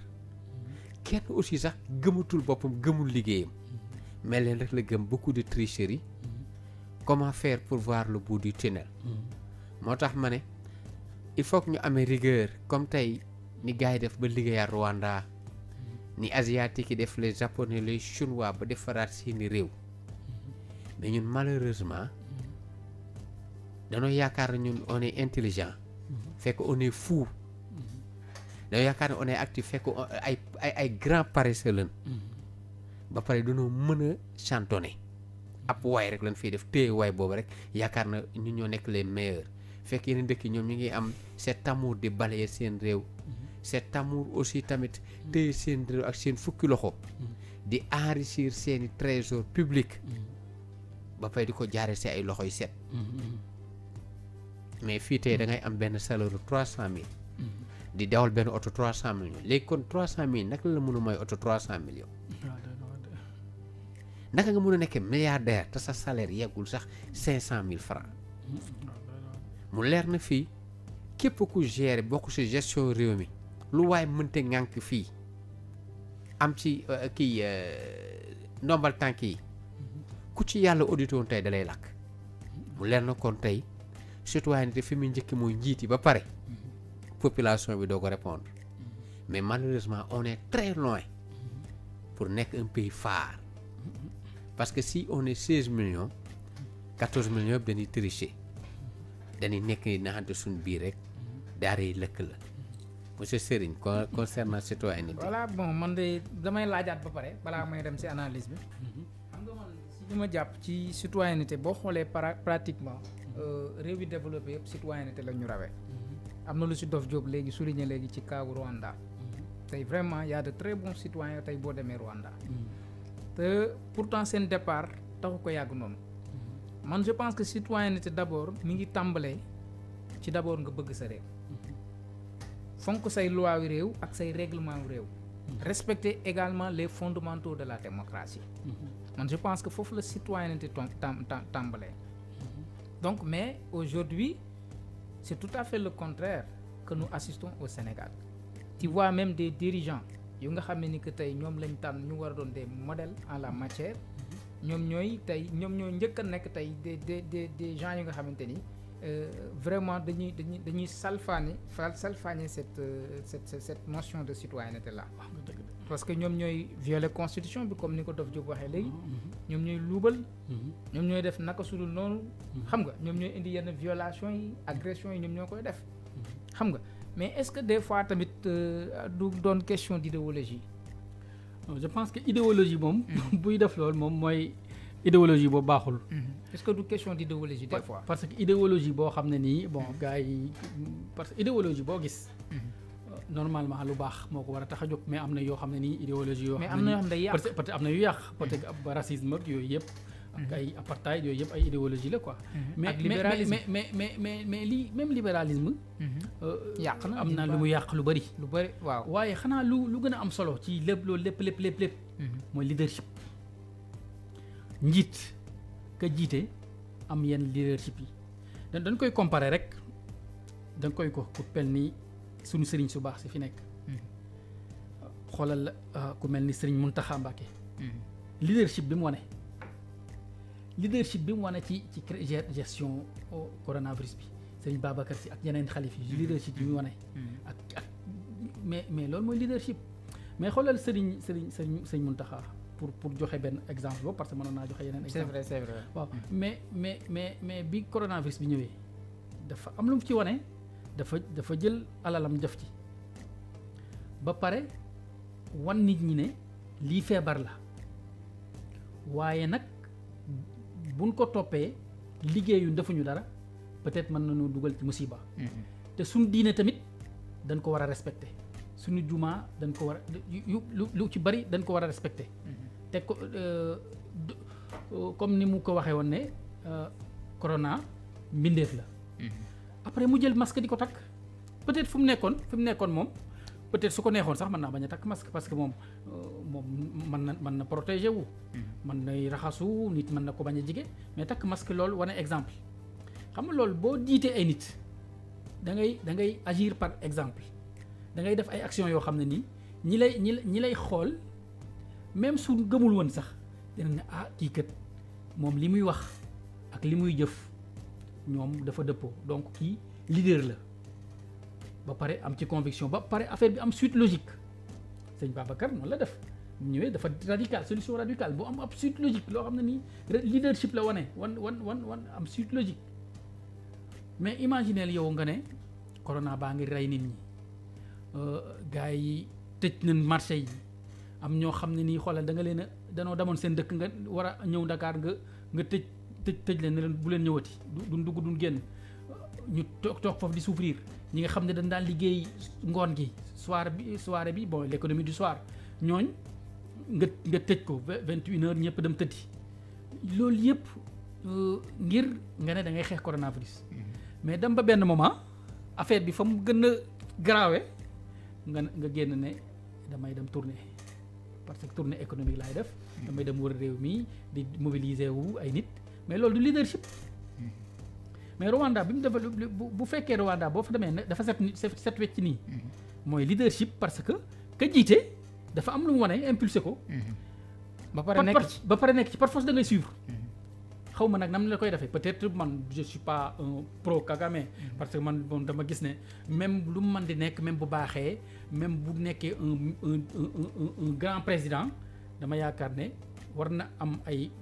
wane ay plage yoo xam ne nii dafay ëllëg si biir bu fi jógee affaire bi day continuer. te moom tamit il n'est pas éternel parce que mënoo tamit jiite toog noonu rek. parce que ëllëg si biir parce que nit mën naa jekk ba ci àgg yàlla moom ko. dëgg la mën na ko moom ci nii wala ci moom ci nee. léegi nag bu ko moomee léegi bu fa bàyyiwul lu dëgër tamit affaire bi yëpp day yàquwaat. te kenn nul ne indispensable man loolu foofu man am naa ci ay réserve man du ma koo xam ne ni dama ñëw man faawuma Paul Kagame quoi mais xam naa ne mi ngi liggéey. mais côté boobu moom parce que am na ay opposants mi ngi dóor mi ngi tëj yooyu yëpp mi ngi ci am. te war na aussi xalaat ëllëg parce que suba mën naa xëy. dootu fi nekkati. léegi après ñu naan noo koy nekkoon na feek comme li xew Libi Kadhafi dem na affaire bi tasaaroo je pense que loolu kuy jiite war nga xalaat lool aussi ci man dama dem Lomé. Lomé bon c'est pas un exemple démocratique Togo. mais dama dem seen genre place de l'indépendance comme ville noonu rek quoi mais foofu dama dem affaire bi doy war. foofu dafa set wécc doo fa for bant bale place l'indépendance ba la ko wër doo fa for bant bale biir Lomé set wécc gars yi bale dëkk ba daal dafa set wécc quoi te man boo nee leen Sénégalais leen dana non Sénégal pays démocratique nangam wala mooy pays démocratique boo xam ne nii boo fi ñëwee même suñ place l'indépendance wala suñ ci wetu palais ba sax da nga fay gis ay booy yu raxas wala ñu amuñu booy dem amoo foo gaare sa oto danaa la ñëw dugal fii génnal fii dugal fii génn fii nangam désordre total. loolu ban démocratie ban njariñ la am. loolu moo tax nit day am leadership dafa am ci solo cim réew vision am solo cim réew waxuñu nag ngay doore nit ñeek jàpp nit ñeek tëj nit ñi loolu waxuma ko mais nag ngay wane exemple wane autorité parce que am na loo xam ne nii bu nekkee ci njiit bu kenn defee lu bon wala mu jubbanti ko kenn du ko ci wax dara parce que dañ naan njiit li kat jub na waaye njiit mi buy jalgati ñam àndal di jalgati ay mbokkam di jalgati ñi ko wër di jalgati ba pare nag mu bëgg a jubal nit ñi gars yi dañuy bañ loolu moo tax Sénégal fii gars yu bëri dañuy jalgati gars yi fii dañuy gis policier sax daf lu leen neex ça c'est vrai waaw parce que mais foofu man ay togo yooyu damay gis man policiers yi gars yi dañ leen ragal ndeysaan bu policier yi gars yi dañuy daw wala nangam man nag mais nag policier kenn waru ko ragal de waaw mais waaw non waroo ko ragal dañ ko war a non c'est pas respecter non waaw c'est mais il faut que Andof Diop mais il faut dañ leen a war a respecter dañ leen respecter mais institutionnaliser leen waaw loolu mooy da leen a war a def ay institution waaw loolu mooy intervention mais tamit aussi institution dafa war a incarner respect bi le respect di wax ne tamit aussi man dama ne lu tax réew mi di naqare defar mooy njiit bu mënta ñëw day def peuple bi ennemi di def règlement de compte peuple bi aussi di def njiit ennemi fii boo xool peuple bi yëpp ŋàññi rek nguur tamit day def règlement de compte ci kaw peuple am parce que tey ku ci nekk bala ngay toog xam nga li peuple bi di daj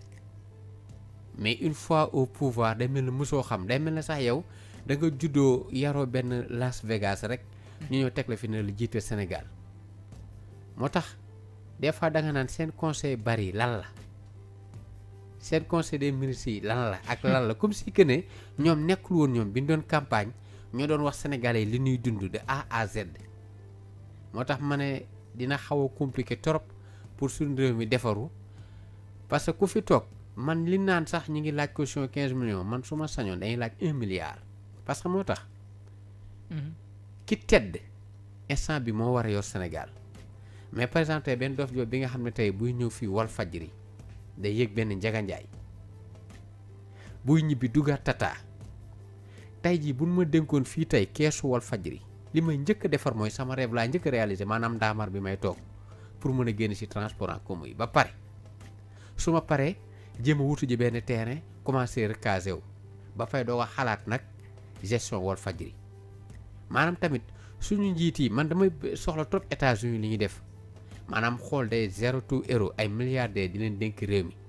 parce que tey man mi juddoo Malika màggee fa samay soxla bokk la ki nga xam ne mën na juddoo fii Almadi màggee fa min na oto am na kër am na lépp am nay compte bancaire su boobaa yoree du nekk benn mais daal ma liy laaj caution 15 millions je préfère ñu laaj sax au minimum 100 millions jëm kaw pour dire que ne na ay Richard sa xaw a yor ou bien des chefs d'entreprise ñoom su boobaa xam nañ xaalis mais fal ko xiif dina suural ñi ko wër ñëpp ba pay di laaj 3e mandat pour liggéey fekk nag ay éternel recommencement la ñuy am mais bëgg naa aussi nga defal ñu préface ci sa livre bi billet de salon parce que aussi tour bi tamit tour bu ma neex la comme ça nga expliquer tuuti préface bi ndax ñu mën ci essence tuuti waaw billet de salon comme ni ma ko doon waxee mooy billet mooy genre journalistique la quoi mooy mbindin noo xam ne nii dañ koy bindee comme bu doon olof yeeg yooyu dañ naan taalif wala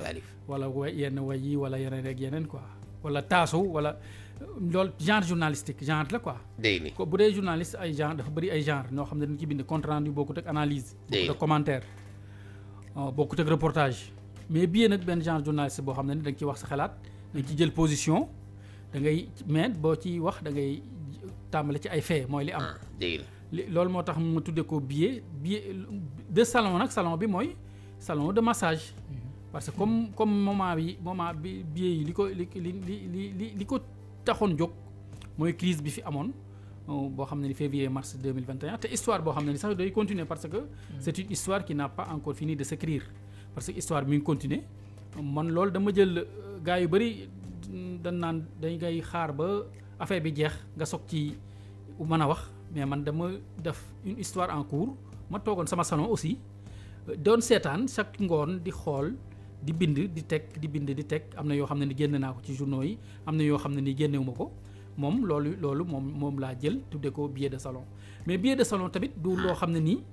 da ngay réfléchir juste ci ak benn fait divers parce que fait divers la parce que benn opposant la Ousmane Sonko bu benn sénégalaise citoyenne sénégalaise jiiñ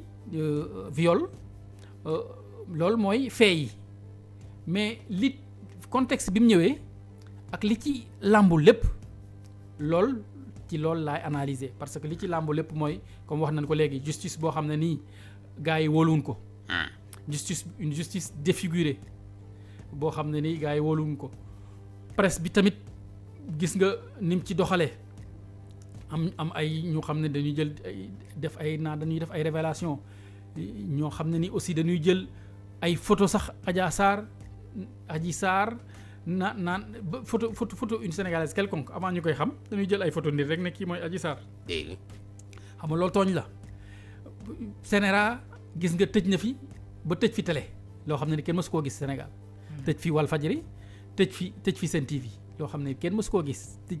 loolu moom kenn mësu koo gis billet de salon crise bi dafa ñëw ci contexte boo xam ne ni coronavirus la première vague coronavirus ak deuxième vague bi sax nit ñi talluñu sax coronavirus ndax benn fait divers ndax justice boo xam ne ni baaxul parce que justice bi bu baaxoon fait divers bi dañ koy régler vite fait après ñu jàll ci leneen mais justice baaxul moo ñu exposé ba problème ñi am ci ba 13 personnes dee ci loolu yëpp dañ koy moo day fees ci feeñ ci billet de salon loolu moo tax ma commencé ci plainte bi ba juge Samba Sall génn àdduna ainsi va la vie la mujje ba Thione Seck sax wax naa ko ci parce que dem naa ba ci rendre naa ko ci hommage parce que une Thione voix utile koo xam ne nii Thione chantait bien il chantait juste il chantait parce que pour moom tout ce qui n'est pas utile est futile ça c'est vrai Thione Seck moom pour moom parce que loolu la doon wax quoi way bu yeewul waaw day yàq ça c'est vrai loolu Thione moo ko wax et puis dem naa ci sax ba imaginer Thione Seck peut-être bu doon dund buñ ko laajoon ci salon bi lan lay wax danaa man sama yoon nekkul ci massage parce que Thione moom noonu lay waxee moom il était direct danaa man sama yoon nekkul ci massage sama yoon nekkul ci loolu sax dem naa ba imaginer ko ci juste parce que c'est un biais quoi des fois bon mën nga ci dugal yenn affaires yu humoristique affaire yooyu dugg fii génn fii te je sais que bu s'il était vivant dina ko bëgg parce que moom artiste la quoi c'est un artiste complet donc billet de salon problématique la société bi suñ société aussi ñu xam ne Sénégal pays démocratique dañ koy wax pays bu société bu dëkk réewum jàmm mais crise bi wan nañu ñu Sénégal c'est un pays aussi bien capable de violence d'accord nit ñaa ngi doon reyante nit ñaa ngi doon waxante lu bon nit ñaa ngi doon def li yeneen réew yi def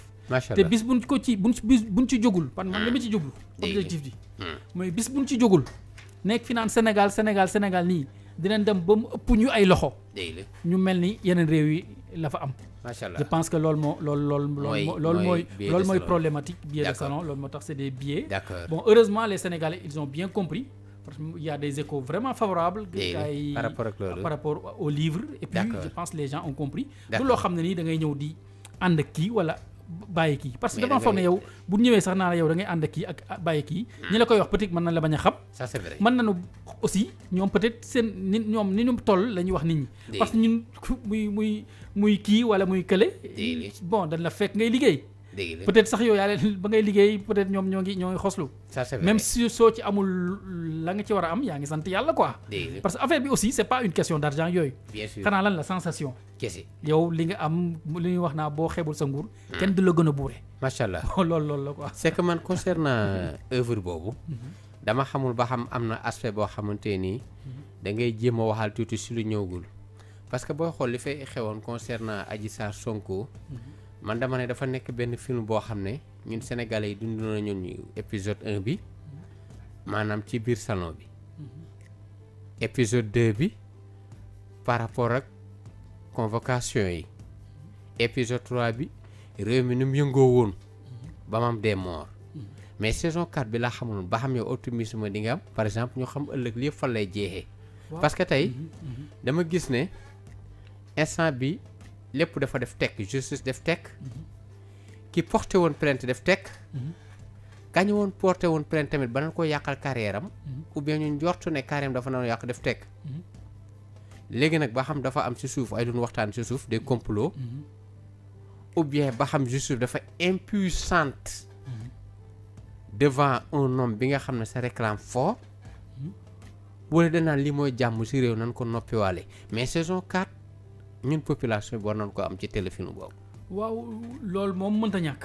parce que li ma wax ci début bi mooy dem histoire boo xam ne nii jeexagul dégg la ci moom laa indiwaat d'accord ba pare di ko analyser parce que journaliste am na les faits li ñuy wax les faits sont sacrés dégg la le commentaire est libre mën nga analyser aussi te booy analyser aussi du ne li ngay wax mooy dëgg dégg la mais da ngay analyser ci teg ko foo xam ne nii fa nga ko war a mën teg parce que man dès le début bi affaire bi tàmbalee dama bind ne on s'en fout des messages ñun liñ bëgg mooy ay messages patriotiques mais ay message ak yooyu suñu yoon nekku ci quoi parce que fi mu toll nii xanaa luñ tal te loolu yàgg na c'est en février dama ne liñ tal mooy des messages patriotiques yoo xam ne day mobiliser Sénégalais yi autour de d'idéaux yoo xam ne nii dinañ développer dëkk bi dinañ protéger wu contre le coronavirus parce que coronavirus bii ñuy xeeb nii mën nañoo indil ay dégâts booba ay ñetti moor ak ñeenti moor a ci yam ñu dem ba ci biir président ne l'heure est grave dem ba ci biir ne nous sommes en guerre ñu dem ba ci biir bàyyi lépp Sénégalais yi non moom moo ne apprenons à vivre avec on apprend à vivre avec le danger mooy léegi nan bàyyi affaire yi bu ko defee Sénégalais yi bàyyi ñoo armées yoo xam ne nii ils ont laissé des armes qui n'étaient même pas à la disposition de tout le monde am na ñoo xam ne nii amuñu woon njëgu masque parce que masque fa yeneen réew mi ak yëpp dañ doon joxe ay masque wala yeneen ak yeneen am na ñoo xam ne ay sagar la doon takk ak lu kenn xamul am na ñoo xam ne ni tamit amuñu moyen respecter mesure barrière parce que bala ngaa mën a respecter mesure barrière mënoo dugg ci car rapide wala njaga njaay bu fees dell wala tata ba pare naan damay respecter mesure barrière nit ñi ñoo ngi ci dankaloo ba pare nga ne da ngay respecter mesure barrière donc on avait laissé tomber des armes qui n'étaient pas à la disposition de tout le monde lool mooy njëkk yi ba pare nag bi crise bi ñëwee nag far ñu bàyyi lépp far ñu parce que c'est xam nga Sénégal dañoo bëgg les histoires de sexe les xam nga les questions de sexe sont abjectes quoi les histoires de sexe sont abjectes mais quand elles concernent les hommes politiques ça devient retentissant ça c'est vrai loo xam ne ni nit ñi dañ koy gën a xam ça suscite la passion ak lépp donc loolu moo indi problème bi ñu bàyyi lépp léegi nag dama jàpp ne bu Sénégalais yi defoon lan war a def gestion coronavirus bi première vague ba ñu gérer ko noonu ko war a gérer 1000 milliards yan génne ñu dugal ko fan ko war a dugal kon troisième vague bu ñëwee duñ fekk nit ñi dee nii parce que ñi fi dee nii tamit peut-être am nañu bëri c'est le responsable et puis affaire bi day continuer parce que même bu nit ñi deewul ci coronavirus ñu ngi dee ci leneen tey rek gis nga maa ngi doon gis flash bi Albert Royer ñuy grève ça c'est vrai foo xam ne ay xale lan fay faj ñu ne amuñu dara ba pare coronavirus bi li mu dafa waroon tax ñu gën a xoolaat suñu bopp parce que fépp dañu jàng parce que les épreuves on doit apprendre des épreuves parce que même jullit sax ak les religions révélées bu la dara dalee da nga cee war a jàng dara ça c'est vrai waaw dara dal la feebar bi metti nga war cee jàng dara nga jël 1000 milliards naan ñii da ngay distribuer ay ceeb naa ay danseurs da nga leen jox ay 10 000 yoo xam ne ni amul benn importance. ça ne rime pas parce que ay yow boo joxee nit même boo ko joxee ñaari saako ceeb. mu dund ci ñaari weer wala benn weer. te kër yi ni mu yaatoo sax du mat bu dee fekkee fayeen yeeg njuufeen yeeg seeneen yi moom saako ceeb bi 10 jours lañ koy lekk. donc loolu ban njariñ la am loolu doo jël xaalis bi nga def ko ci hôpitaux yi. ñëpp am ci njariñ wala nga jéem a wàññi denrée de première nécessité fi mu toll nii suukar sax dafa yokk suukar si yokku na ceeb bi yokku na lépp yokku na.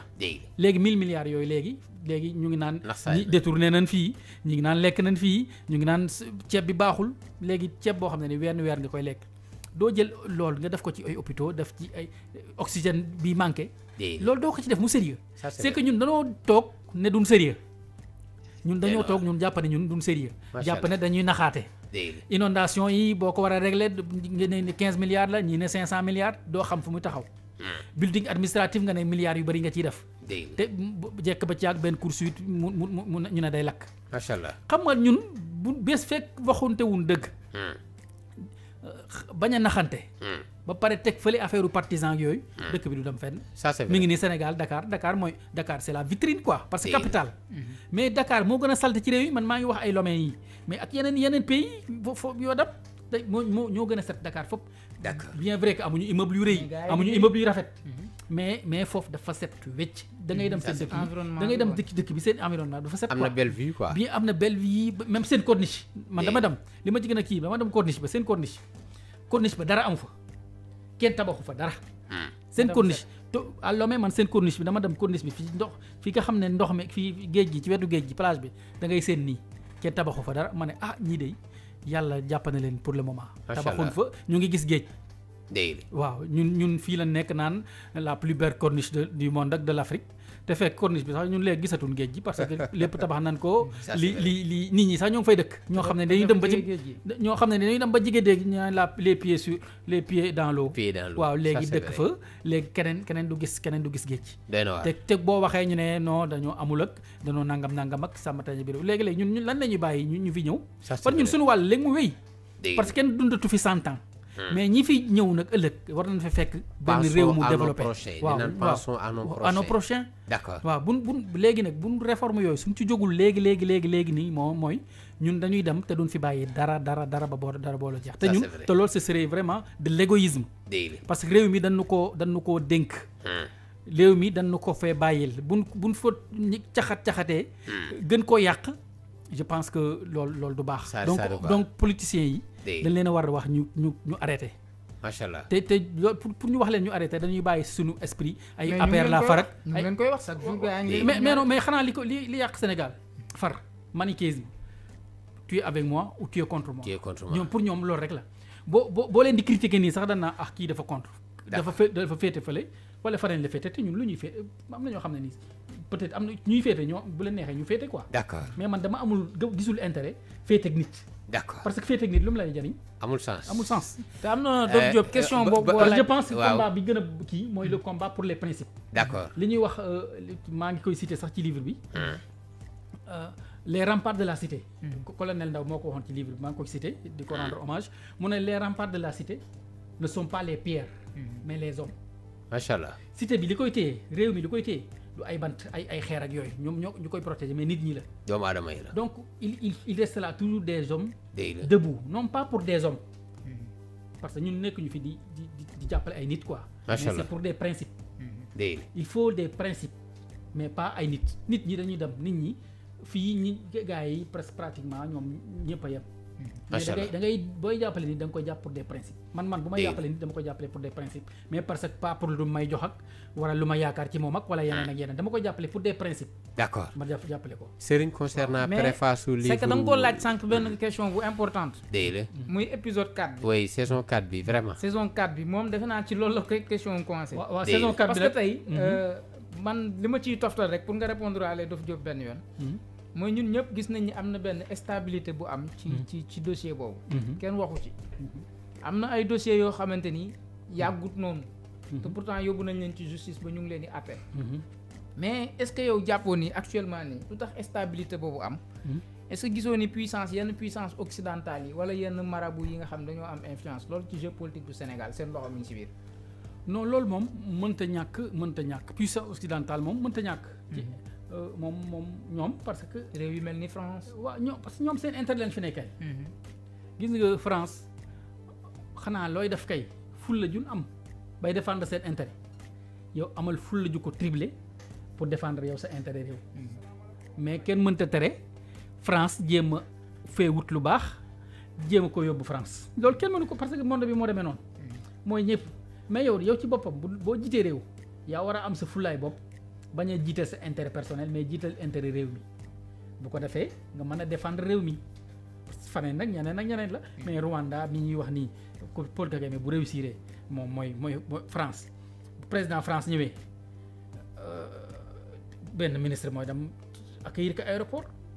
parce que moom bu demee France aéroport benn ministre mooy ñëw accueillir ko mais fii président France day ñëw ñu yàkkamtee dem ànd ak moom accueillir ko ànd ak moom dem mobiliser sax ay nit ñu bari jox leen ay morceaux ñu takk jox leen ay ñuy tàccoo ko tëgg te fekk yow boo demee France yow ñoom benn ministre bu ndaw même pas des fois ministre délégué sax moom lañ lay wax mu dem fekk la aéroport ñëw jël la yóbbu booy dem yaa ngi nit ñi yéenee ànd amul convoi amul dara yaa ngi nit ñi yéenee ànd parce que foofu amul yooyu yaa ngi nit ñi yéenee ànd ngeen dem circulation ñu dugal la sa hôtel wala nga dem boo waree dem président nga gis président gis ko sobrement dem loolu mooy fulla mooy président France am na doole yàlla moo leen may doole tëbul ñu tëb am doole danoo am fun jaar am une histoire ba am doole yow aussi da nga war a xam ne yow réew nga yor te réew moo xam ne nii ñi nga boot ñun nit ñu valeureux leen je pense que ñun liñ am ci ay ressources humaines liñ am ci ay nit ñu baax France mën nañ ko bañ a am mën nañ ko bañ a am ñun loolu lañ war a gëm ñun liñ am France amu ko ba pare ñu gëm suñu bopp def de telle sorte que luñ man dañ koy def mais boo fekkee da ngaa yambar wala da ngaa xeeb sa bopp ba président France moom moo naa la defal lii ak moo naa la defal laak moo naa la jàppal kii bàyyil kii je pense que loolu suñu réew yi yooyu moo ko tardeel mais nag loolu mënoo cee blâmer France ah parce que France ñoom bañ na ko ba naan les pays n'ont pas d'amis ils n'ont que des intérêts ñoom li leen intéressé mooy nan la ñuy def ba entreprise française yi nekk Sénégal jële fi xaalis bu bëri nun fi mën a gañee lu bëri après xaalis bi doo fi yendu wala doo fi fanaan ñu yendu ko dem yóbbu France après defar économie France ñun nag sénégalais ñun ñoo war a xam suñuy ressources naturelles nan lañ koy gérer ba mu profiter sénégalais yi wala balaa ñuy bàyyi jël loo xam ne ni dañuy jël xaalis jox entreprise ñu neexal ñu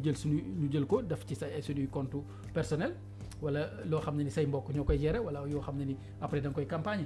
non loolu amul maanaa lépp ci intelligence la leadership bi ñu doon wax léegi ak volonté politique je pense que loolu moo ci mën a am loolu bu respecté loolu lépp dina jaar yoon. li ñuy wax naan épisode bi pour tontu Dof Diop. épisode bi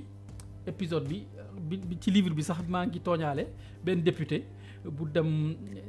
naan vous liserez dafa def benn faute boo xam ne nii bon xam naa dafa tiitoon wala émotion bi mu def benn faute ne vous liserez te loolu kenn du ko waxee noonu léegi nag ma ne c'est un futur compliqué mais affaire Adja Sarr beeg yeneen ak yeneen aussi c'est un futur compliqué fi mu toll nii xamuñu ñoo ngi xaar parce que am na yoo xam ne nii moom mënoo ko prédire na lan moo ci xew ak lu ci lu xaw mais liñ bëgg moom mooy 13 personnes du dee ci ab réew ñu ne commission d'enquête ñu jàpp ne commission d'enquête dañ koy def ba pare commission d'enquête du mujj fenn xam nga loolu amul sens 13 personnes mënoo ko def nga ne commission d'enquête bi aussi dafa war a aboutir ñu ne ñii lii moo leen rey bu ko defee ña leen rey ñu sanctionné leen mais malheureusement réew mi nag buñ fi waxee commission d'enquête rek mooy affaire bi dañ ko bëgg a nës-nësal après ñu suul ko léegi ña dee ku dee yaa perte ñoom loolu la ñuy wax Sénégal moom loolu mooy devise bi danaa ku dee yaa perte te loolu depuis ban fi nekkee ba léegi loolu la ku dee yaa perte donc ña leen rey kenn lijjantiwu ko kenn xamul lu leen rey kenn xamul nan def ba dee seen mbokk ñàkk nañ leen lépp par perte des profits je pense que loolu war nañ ko wax ba pare aussi accusation am na bon procédé war na am wala juge bi ne affaire bi dara amu ci mu jeex tàkk loolu moo ci mën a am élection ñëw 2024 ñi war a bokk ñi warul bokk duñ bokk bu ko defee réew mi jëm kanam mais suñ dof loo xaw ma la ñuy wax deuxième vague xaw ma quatrième vague ak yooyu yëpp mais bis buñ dof loo ba mu amaat fi du jik kenn te tamit waruñoo tamit réew mi politiciens yi moomuñu ko waruñoo xam ne lii bu fi amee du jik kenn ñu noppi danoo war a def de telle sorte que affaire bi du am parce que noppi gi nii rek ba affaire bi ne tell suñu kaw ñun ñëpp ñu bokk ci yem je pense que loolu aussi ku responsable doo ko def loolu moo tax dana war a def de telle sorte que affaire bi day egg ak jàmm voilà Dof Diop waaw bon Serigne je pense que tontu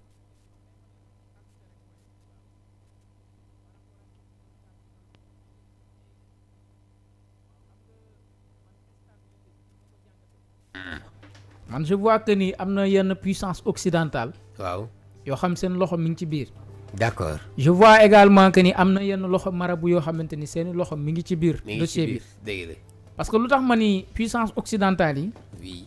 parce que bu ñu fàtte ni histoire jàngal nañu ci ni à chaque fois crise bu amee ci réew mi Sénégal fii que ce soit directement wala indirectement dañ ci sentir loxo français yi bu baax a baax a baax. ça c'est vrai que ce soit nag directement wala indirectement.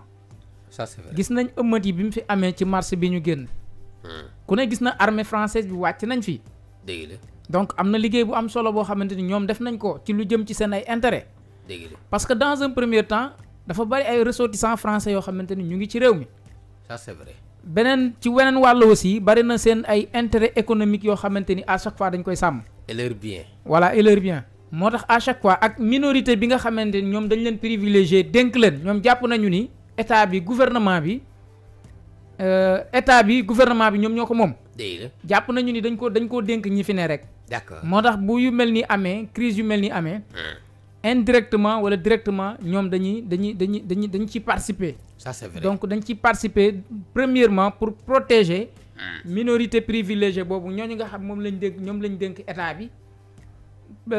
beneen bi ci beneen wàll bi donc défendre protéger également seen ressortissants yi fi may daanelee également mooy protéger seen ay intérêts économiques parce que ci crise bi amoon ci diggante parti socialiste ak Ablaye Wade boo xoolee ci année 88 boo xoolee rapprochement bi amoon entre Diouf ak maître Abdoulaye Wade ku ne xam na ni puissance occidentale yi dañ ci jouer benn rôle bu extraordinaire loolu moo indi woon seen déggoo ba Abdoulaye Wade dem rejoindre le gouvernement de Abdou Diouf donc loolu nag bu ñu ko exclure également si diggante crise bi nga xam dafa am si Pastef ak gouvernement bi man je vois que ni am na seen loxo mi ngi si bu baax a baax pleinement puissance occidentale yi seen loxo mi ngi si biir donc pour stabilité mën a am dal mën a am parce que loolu tamit aussi parce que demande la woon aussi ci ressortissants français yi parce que crise bi mu amee ku ne gis nga ni def nañ ay alerte yu bëree bëri ñu ci bëre sax bëggoon nañ moment boobu génn réew mi taal nañ fi ay Auchan yàq nañ fi ay entreprises françaises yu bëree bëri donc nag loolu dafay bokk si luy susciter stabilité bi nga xamee ni que dafa am actuellement si biir dossier bi et je pense que du dossier boo xamante ni day aboutir man gëw ma ni dossier buy aboutir la daa du am fin waaw du am fin combat la cooki xaw ma nu ko olof di waxee cooki sans xaw ma lan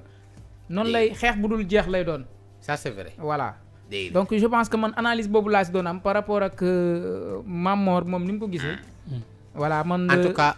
kon si boobaa dina bokk ci histoire Sénégal voilà bokk na ci ba dossier bi nga xamante ni amul njeexital si justice voilà waaw te bay xool fii forme dossier bu nekk dem na ba justice def si verdigam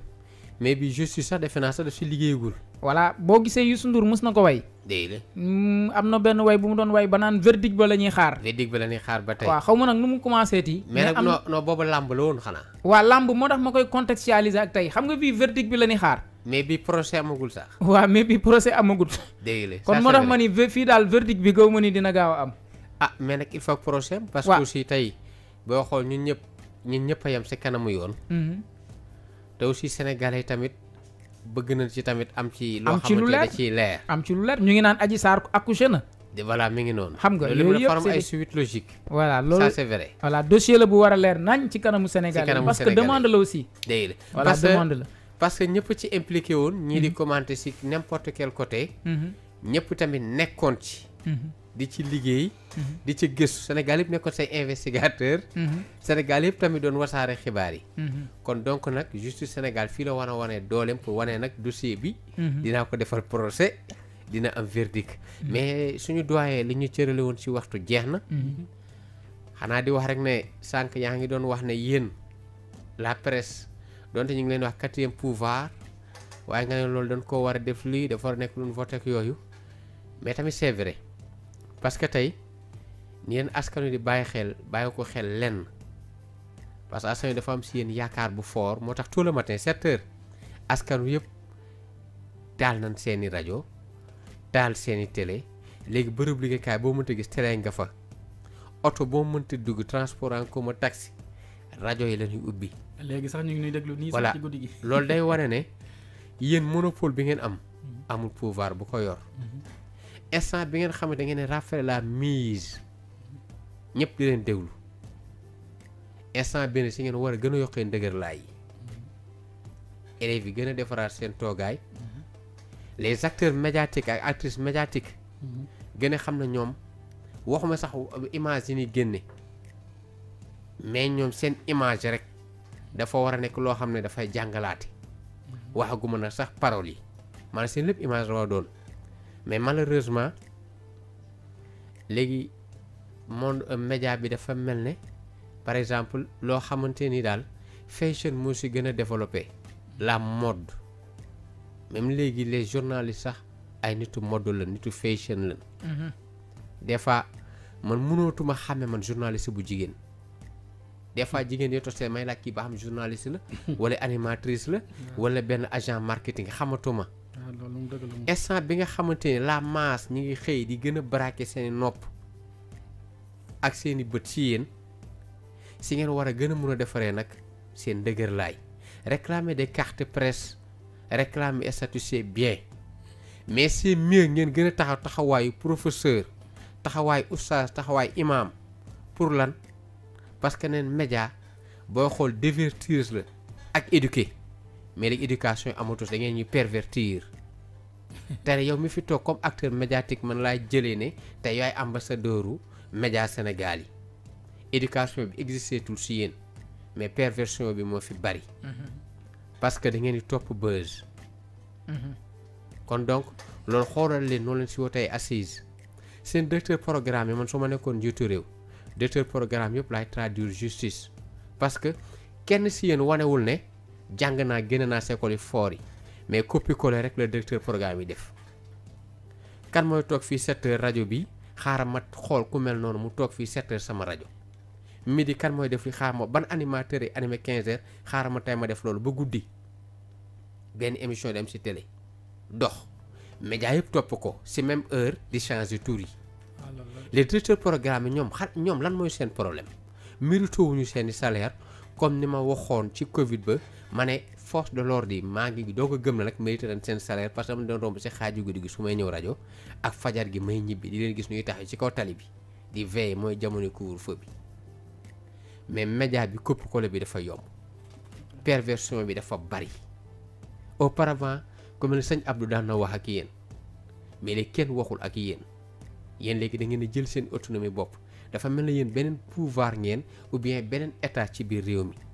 parce que instant bi yéenay déroulé mais nag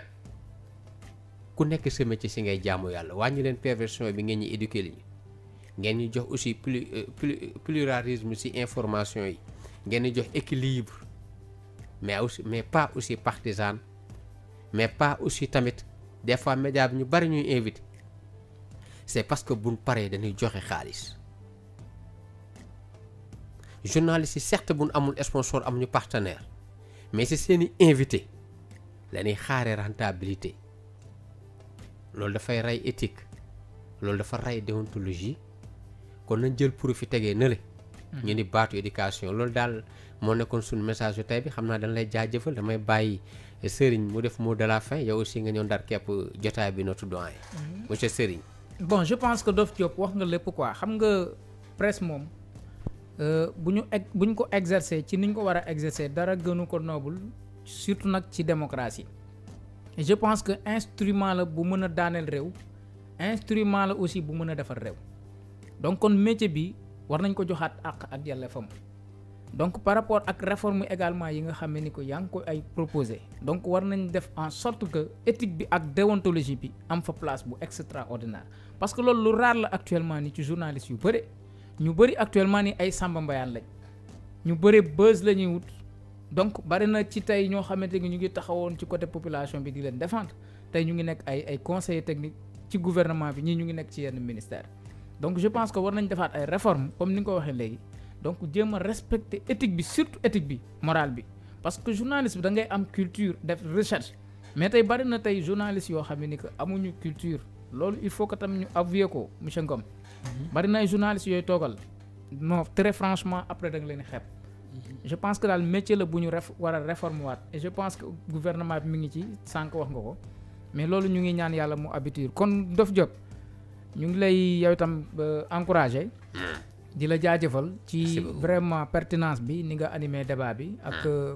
comportement bi dégg nga monsieur Ngom aussi vraiment pertinence bi leer na et Dégg puis xam-xam bi macha allahu rabbi dégg nga donc ñu ngi koy ñaanal moom aussi ci yoonam ci chemin Dégg yàlla nga. defal ko si jàmm defal ko si ndam bu baax a baax a baax macha allah parce que vraiment jàmbaar la toog aussi réfléchir ba bind livre bu ni mel aussi c'est pas destiné à n'importe qui loolu dafa am jamono ji nga xam investigation ñëpp am paresse intellectuelle voilà loolu dafa am lu mu laaj dafa am Dégg ay capacité yu mu laaj Ça, c'est te vrai. très franchement wane na ko prouvé na ko encore une fois macha allah donc ñu ngi koy jaajëfal bu baax a baax monsieur Ngom Dégg la. di la wax xam naa à la prochaine incha Incha allahu allah. rabbi mot de la fin monsieur Ngom ah mais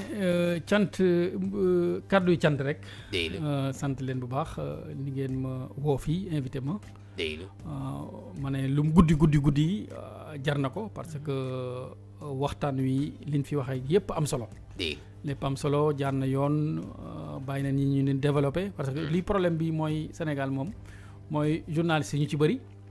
buñ la invité dañuy bëgg a nekk ñoom vedette bi quoi dégg la te fekk yow ñoom li peut-être nit boo ko wooyee da nga koy bàyyi mu wax bokk dégg la waaw posé ko ay question mu wax keroog rek la maa ngi doon expliqué ak doyen Sada Kane boo ko gisee moom muy def émission da lay posé question bàyyi la nga wax ça c'est vrai ba pare xam ba pare sax mu ne leen yow est-ce que baax na wala baaxul wala nangam loolu mooy humilité te loolu gis naa ko ci ku mel ni Sada Kane gis naa ko ci ku mel ni ay Mame Less Camara dégg la ñoo xam ne nii dañoo jàng xam am expérience mais chaque jour ñoo ngi douter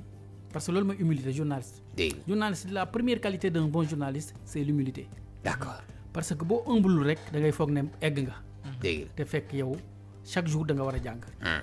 man chaque jour nga jàng ci mot bu bees wala chaque jour nga daan wax loo xam ne nii di ko wax peut-être ay 10 ans te fekk duñ ko waxee noonu dégg la keneen ñu ngi lay dégg nga koy def bu fekkee yow da nga foog ne yow nag yow egg nga fekk yow ndakate demoo fenn dégg la loolu moo tax humilité moom c'est la première qualité d'un bon journaliste ça c'est vrai dafa war a humble dégg la wala wàcce boppam war a jàng ji lépp parce que li may wax nag source d'information fépp lay jógee am na koo xam ne yaa ngi koy romb di ko xeeb mën na laa indil lu bari dégg la am na ñoo xam ne nii tamit mën nga leen a romb ci mbedd yi wala nga xeeb leen fekk yow yaa ngi xeeb sa musiba ça c'est vrai donc loolu mooy humilité bi ba pare nag ñu xool dëkk bi moom lépp a jara réformer presse bi partie la ci parce que presse bi am na importance mais dëkk bi liñ ci war a réformer moom moo bari dëkk bi il faut ñu xoolaat ko buñ bëggee développer justice bi presse bi suñ hôpitaux yi njàng mi sax waxuñu ci njàng moo xam ne ni kenn xamul lu ñu jàng tey ñu ne lii suba ñu ne leen li contenu njàng mi ak yeneen ak yeneen ak yeneen je pense que buñ bëggee réew mi dem buñ bëggee fonder Sénégal bu bees Sénégal boo xam ne nii bi ñu bëgg ni ko ni gën a sama benn grand Cheikh Tidiane Dièye di waxee buñ ko bëggee il faut ñu jaar ci yoon xam lu sérieux li xam ne lii moom moo ñu tax a jóg lii moo fii leen jëm te yoon bii leen war a jaar ñu jaar fa pour egg sinon duñ dem macha allah